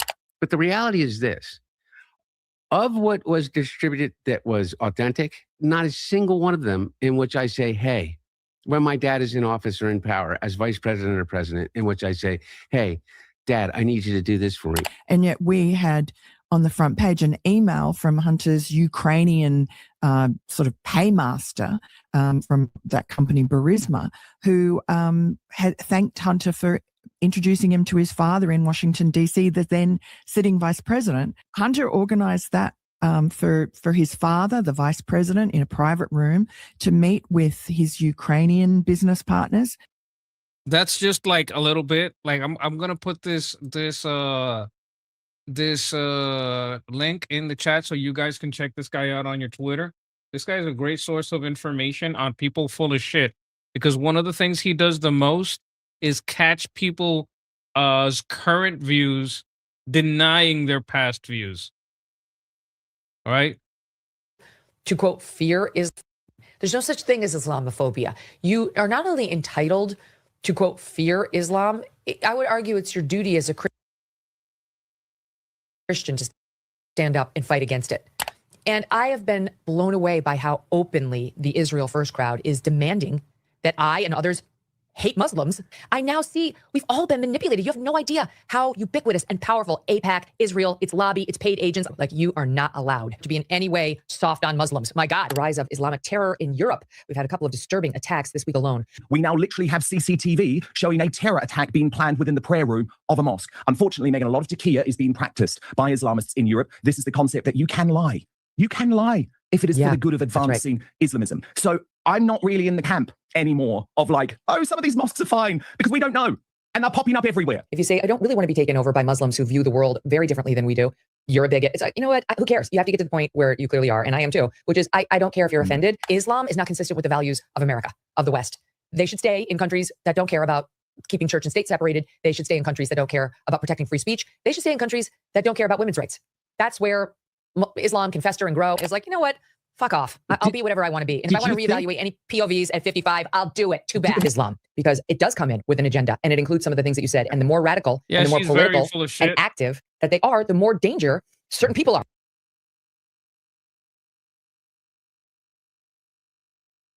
are. She is extremely full of shit.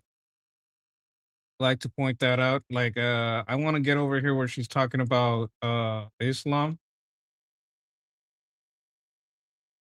I want to show you guys something. See if I can find it here. little chart I like to whip out when people are talking about APAC. Okay, let's talk about lobbies. Let's look at the China lobby, 475 million. Let's look at the Qatar lobby. You know what? Let's add this up. Hey Grok, add this up for me. Sure. What are the 407 four. Hey, wait a minute. Let me give you the numbers you're gonna add up. Stop. First number, Okay, 457 million. Second number, Got it. 256 million. Third number, All right. 310 million. All right. So Fourth you want me number, to add 4? 242 million. What's the total?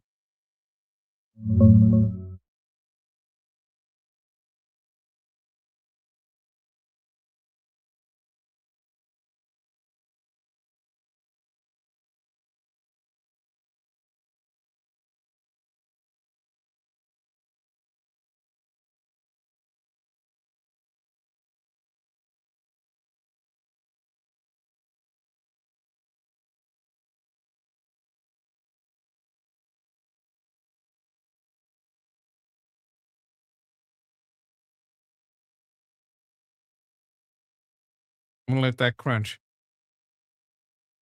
This is another number I like. This is not that I like, but that I think should be known.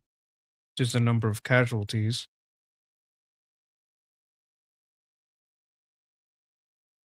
I mean, right here, this 6, 5 and 5, 7, 6 and 7, 13, 7, 13. Jesus Christ, that's always 700 million. 7 plus 3 is 10, so that's already a billion. 10 plus 13 is 23, so that's a billion 23 million. And let's add 23 65. So 1,265 million.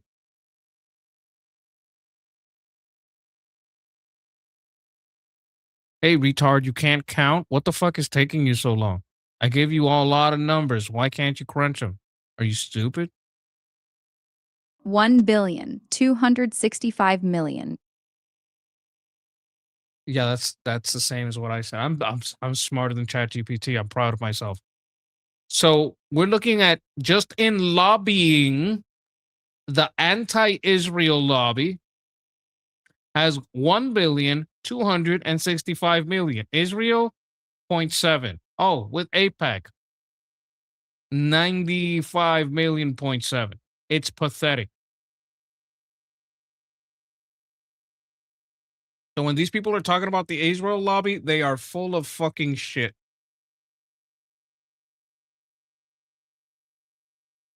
The laptop that he eventually turned.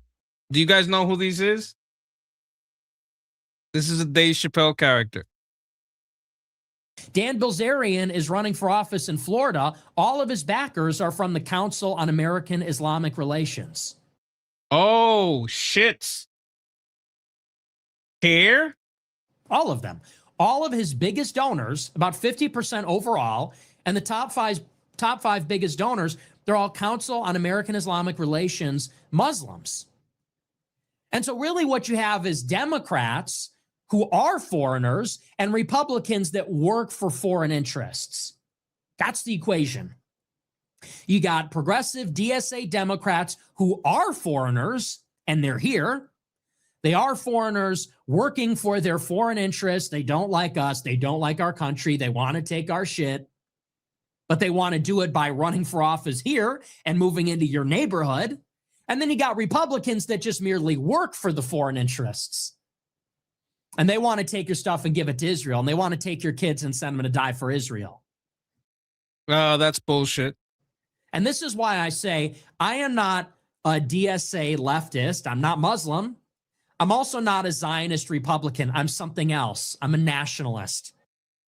Yeah, National Socialist.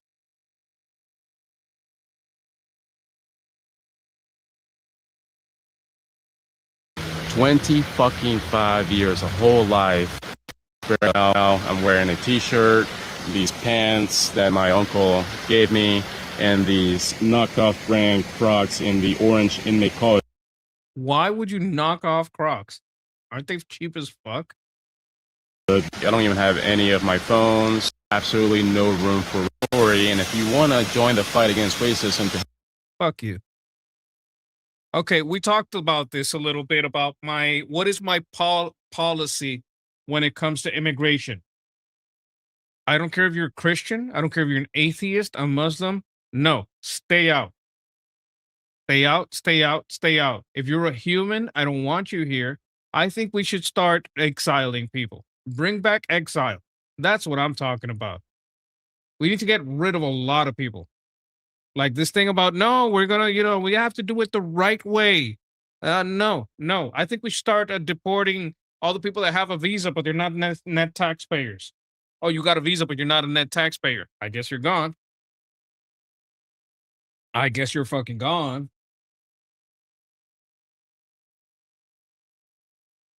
That's the way I want to go. So much. You can be on a fucking mountain in the middle of Norway and get better internet than Los Angeles. Moment of fucking anger of all of America's much more consequential violence. Okay?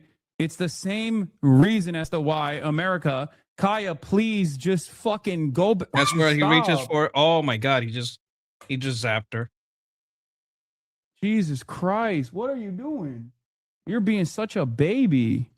Okay, I get this now. This is funny. This is hilarious. 5,000 already were offered and a new FBI tip line launched to catch Los Angeles area animal abusers. Okay.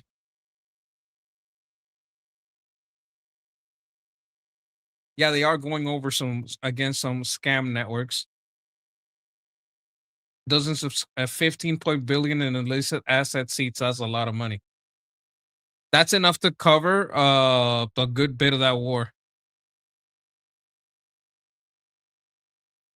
Nearly 9,000 victims of online fraud warned. 7,500 internet terminals shut down. 562 million in estimated losses prevented.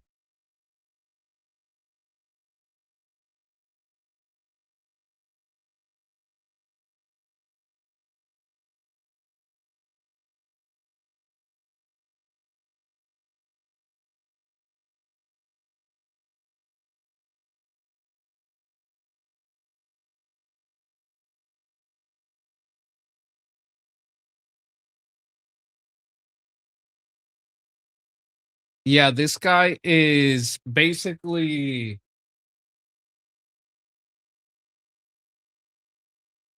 this is a strong man in Cuba. It's not Raul Castro, it's this guy, El Cangrejo.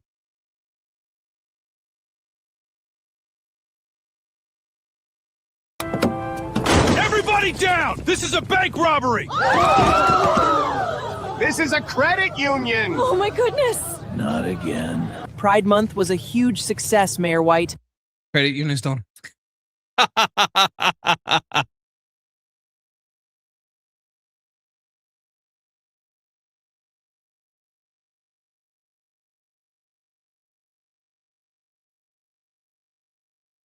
Okay, this is 34 weeks. This is very early, but it's very obviously a living baby. Dinko gets an Einstein, find out he has mites infection causing infection in the eyes shortly after visiting Mecca and Haiti. What the hell is a mites infection? Ew.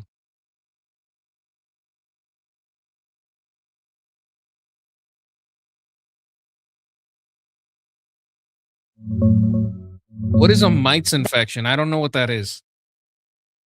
Demodex mites. They're tiny little bugs that live in the hair follicles of your eyelashes. Almost everyone has them, but when they overpopulate, they can cause an infection-like reaction. They crawl around, eat skin oil, lay eggs, and poop right on your eyelids. That poop and their dead bodies trigger redness, itching, crusty eyes, and inflammation. It's gross, but extremely common. Sneeko's case sounds like a bad flare-up of Demodex blepharitis. Ew. Gross. Yeah, it's pretty nasty when you think about it. Little bugs living on your eyelashes, shitting on your eyes while you sleep.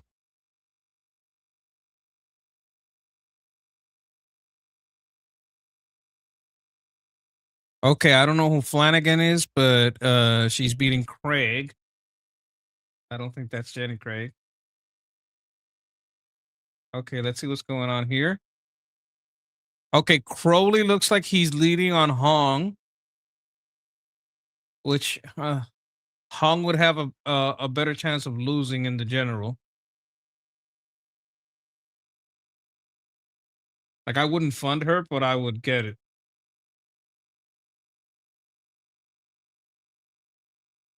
Did I look up Julian Epstein? No. Why? Tell me why first. I don't want anything weird on my browser history. Oh yeah, that is fucking gross. Yeah, it is. It's pretty gross. Guys, we got 5 minutes. I was thinking about doing, before we leave, a game of catfishing. You guys want to do some catfishing?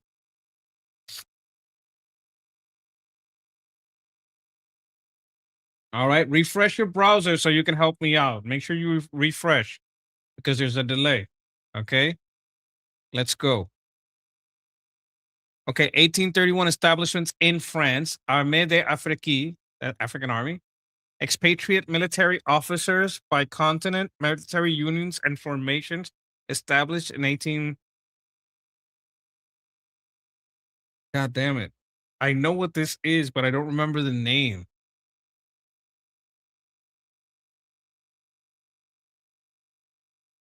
I don't know. French Foreign Legion. I should have known this. I should have fucking known this. I should have waited. The French Foreign Legion. Establishments in Washington, D.C., archives in Washington, in the United States, buildings of the United States government in Washington, D.C., Capitol Hill, Deposit Library. Wait a minute. Genealogical libraries in the United States, government agencies established in 1800s, history museums. Oh, yeah, this is like that big museum. Independence Avenue, legislative libraries. Libraries is that Library of Congress, right? Gotta be the National Library of Congress.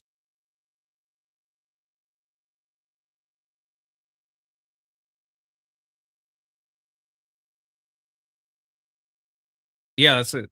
That is it. I knew it. I knew that one. God damn it. Smithsonian? Nope. Yeah, but that's not a library, though. That is a good guess.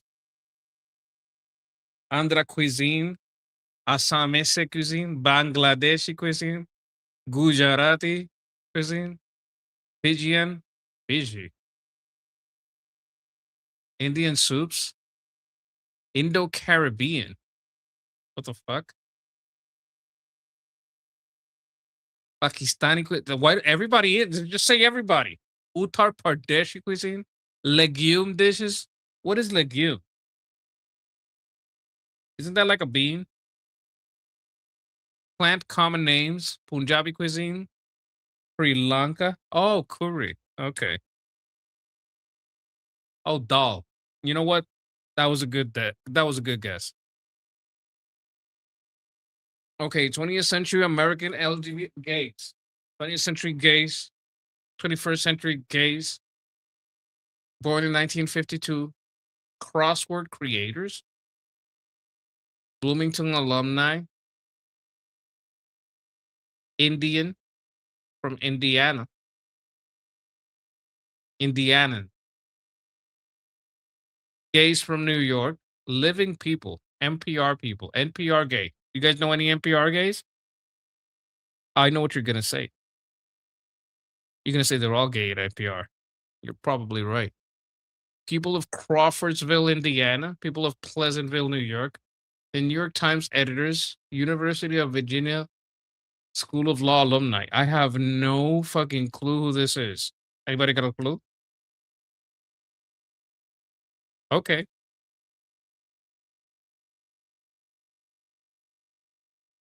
Fucking genius. Thank you, Nikki. Nikki with the answer. 19th century American poets from Massachusetts. Woman, gay, Calvinist. A rare one. Like a predestination form of Christianity where you don't have free will. That's from nephritis. What is nephritis? Mount Holyoke College alumni, people of Massachusetts in the American Civil War.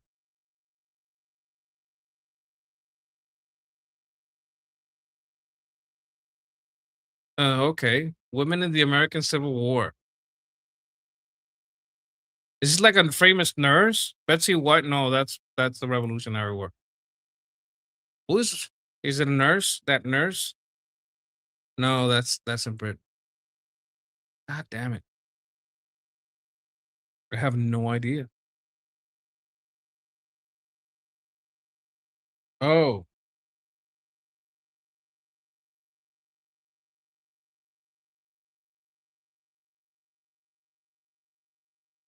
Yeah, that tracks. I actually that when I heard it, I'm like, yeah, that's what it is.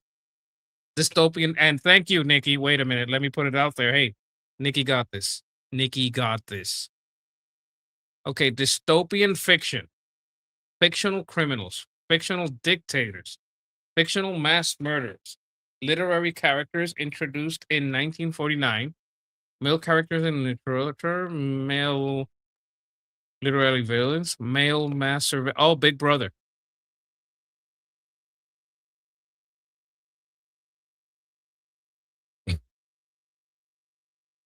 That's Big Brother. Oh, you're a little behind, Rod. Like you have to refresh. I'm a little farther ahead. Ancient Greece, Aristophanes, magical realism, mythological utopias, optimism, phrases. Optimism phrases. An optimistic phrase from ancient Greece. Mythological utopia. What's an ancient mythological utopia? Trying to think. Iron Man?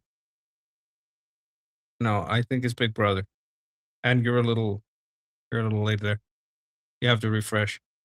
Let me think. Let me think. Carpe diem? No, that's seize the day. Like it's got to be like that place where the gods live, but I can't think Olympus.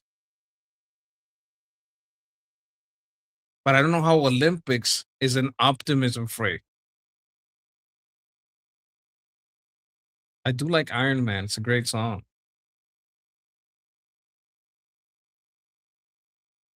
Oh,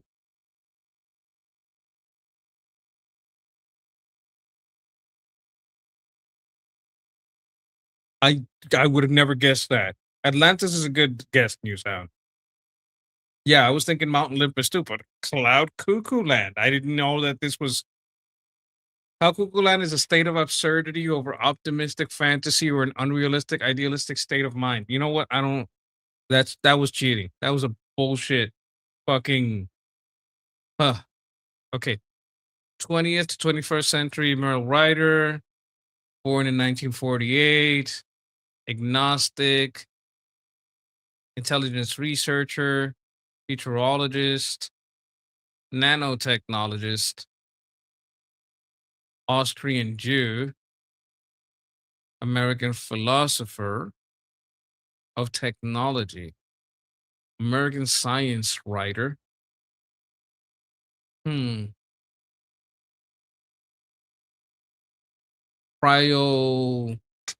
Cryonicist, Fellow Association for the Computing Machinery.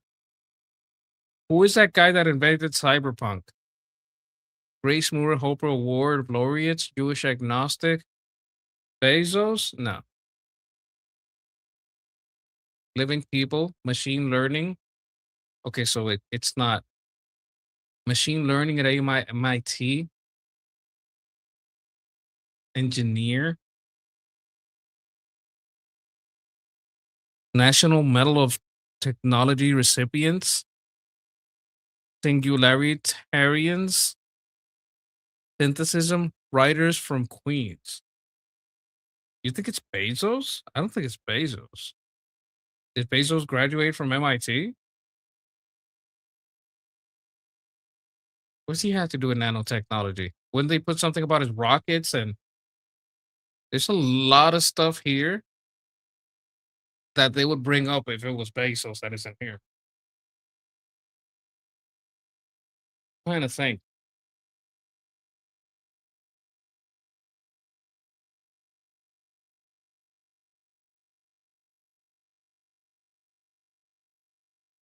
The popular black scientist. Wait a minute, does it say he's black? Yeah, I was gonna say maybe Elon. I don't think Elon is Jewish. And Elon is African American.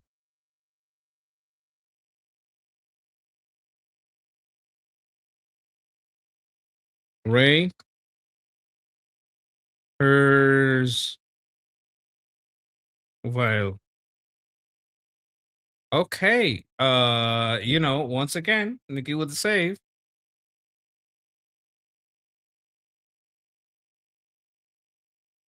Battle cries. Culture of New Zealand. Have a genius among us over here with Nikki.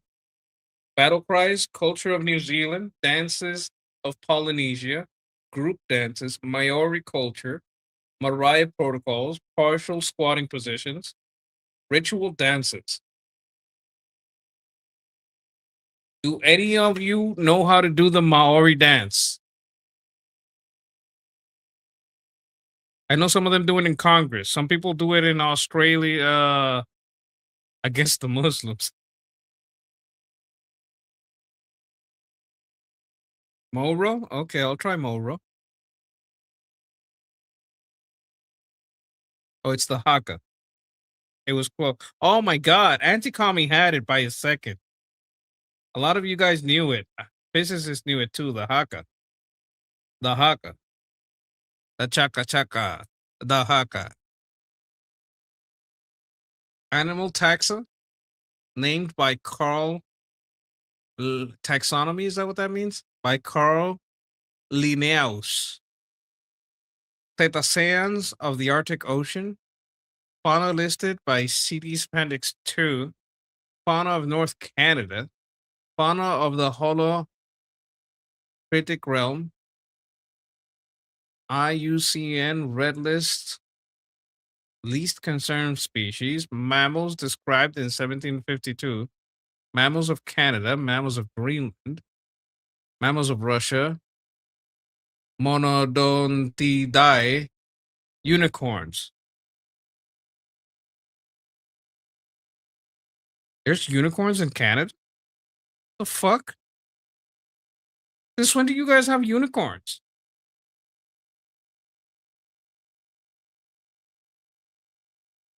Monodentae. Oh my God.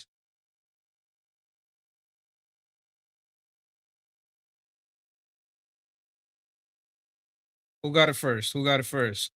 Anti-Commie got it? No, yes, physicists got it. You guys got it. Yes, it is a narwhal. That is correct. You know what? That's not bad. That's not bad. Thanks for playing, guys. We went a little over, but that's fine. A little fun. I like to end on a little fun. But overall, let's check the races.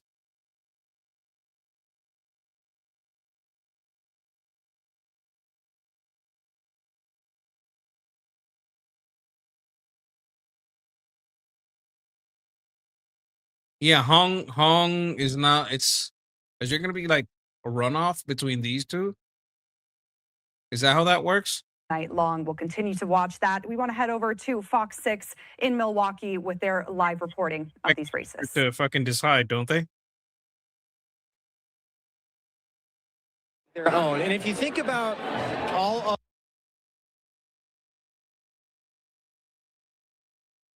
Let's see what these guys say.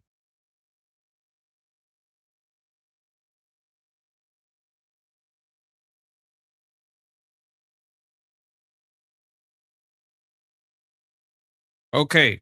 Breaking news. Republican won in Iowa.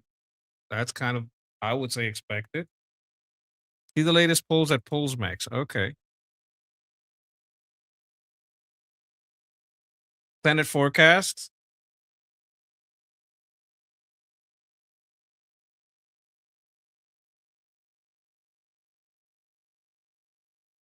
House forecast. Not great.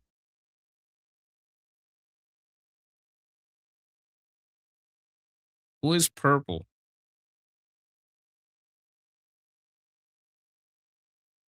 How do I? Okay, here we go.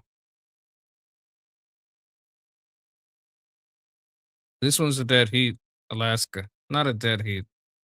That's a lot of points.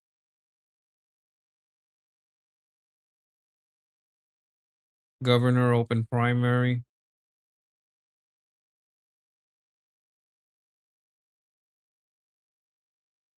All right.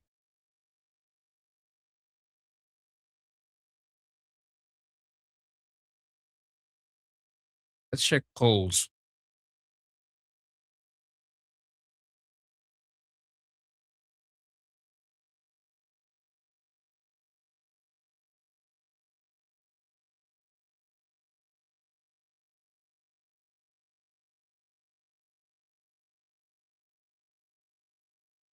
I'm gonna ask Grok. Grok, I want to see what the latest election poll, but I don't want to like just go to the new TV news site. I want like a very trusted government place where I can check who's winning. The closest thing to a trusted government source is Pew Research Center. They just put out a poll a few days ago on how No. confident Okay, people not are in polls. I mean elections. The elections that are going on tonight. Who's winning?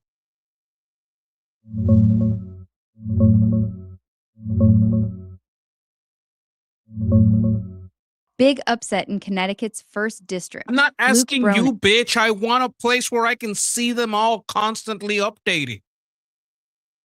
Real-time election results tonight? Go to the New York Times live results page. They update the fastest. Just search NYT 2026 primaries live results. That's your best spot.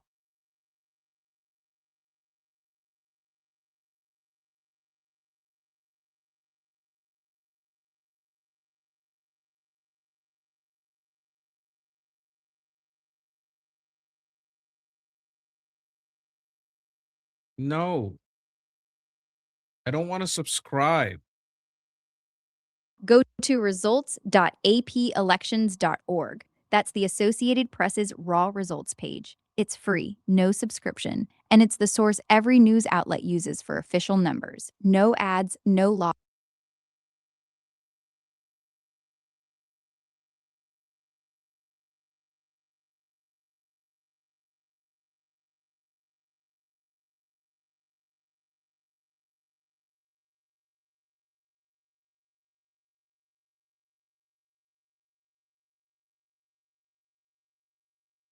Okay, here we go.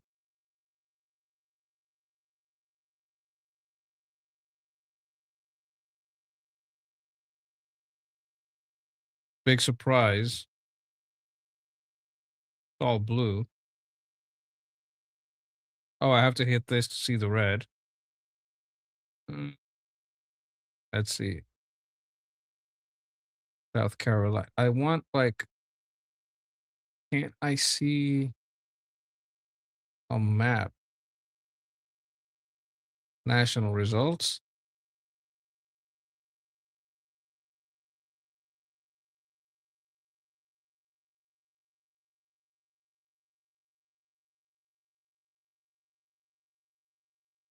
Chats, you got any questions about this? Anyone you want me to check?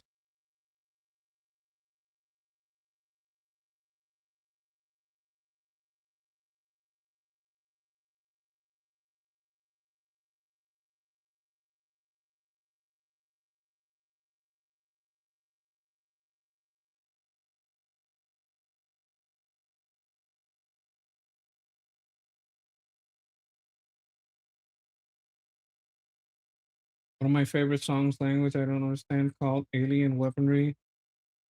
Tai Tangata. The whole thing is metal song where they're all doing the haka. Okay.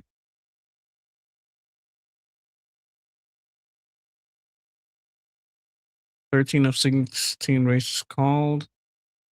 Man, I don't like this fucking page. I'm gonna try CNN.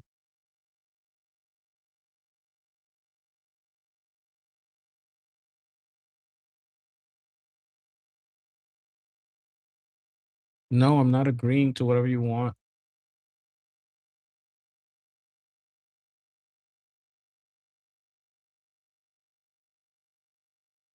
Oh my god. Uh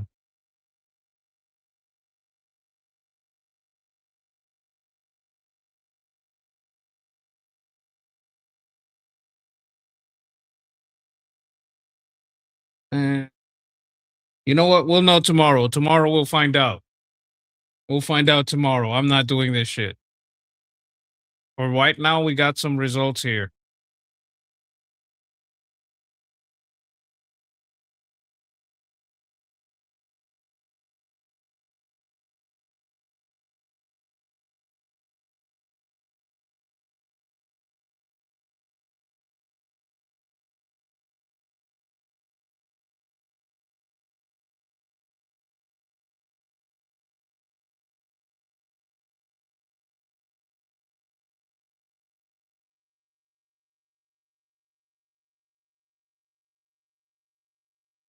All right, that's it for me, chat.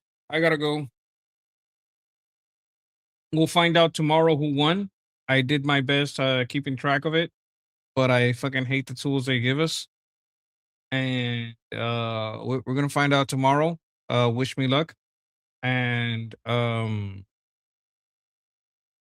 can I say? Bless you. Bless you all. Bless your health. Bless your wealth. Bless your plans. Bless your homes. Bless your loved ones. Everyone you love and everything you touch. Peace.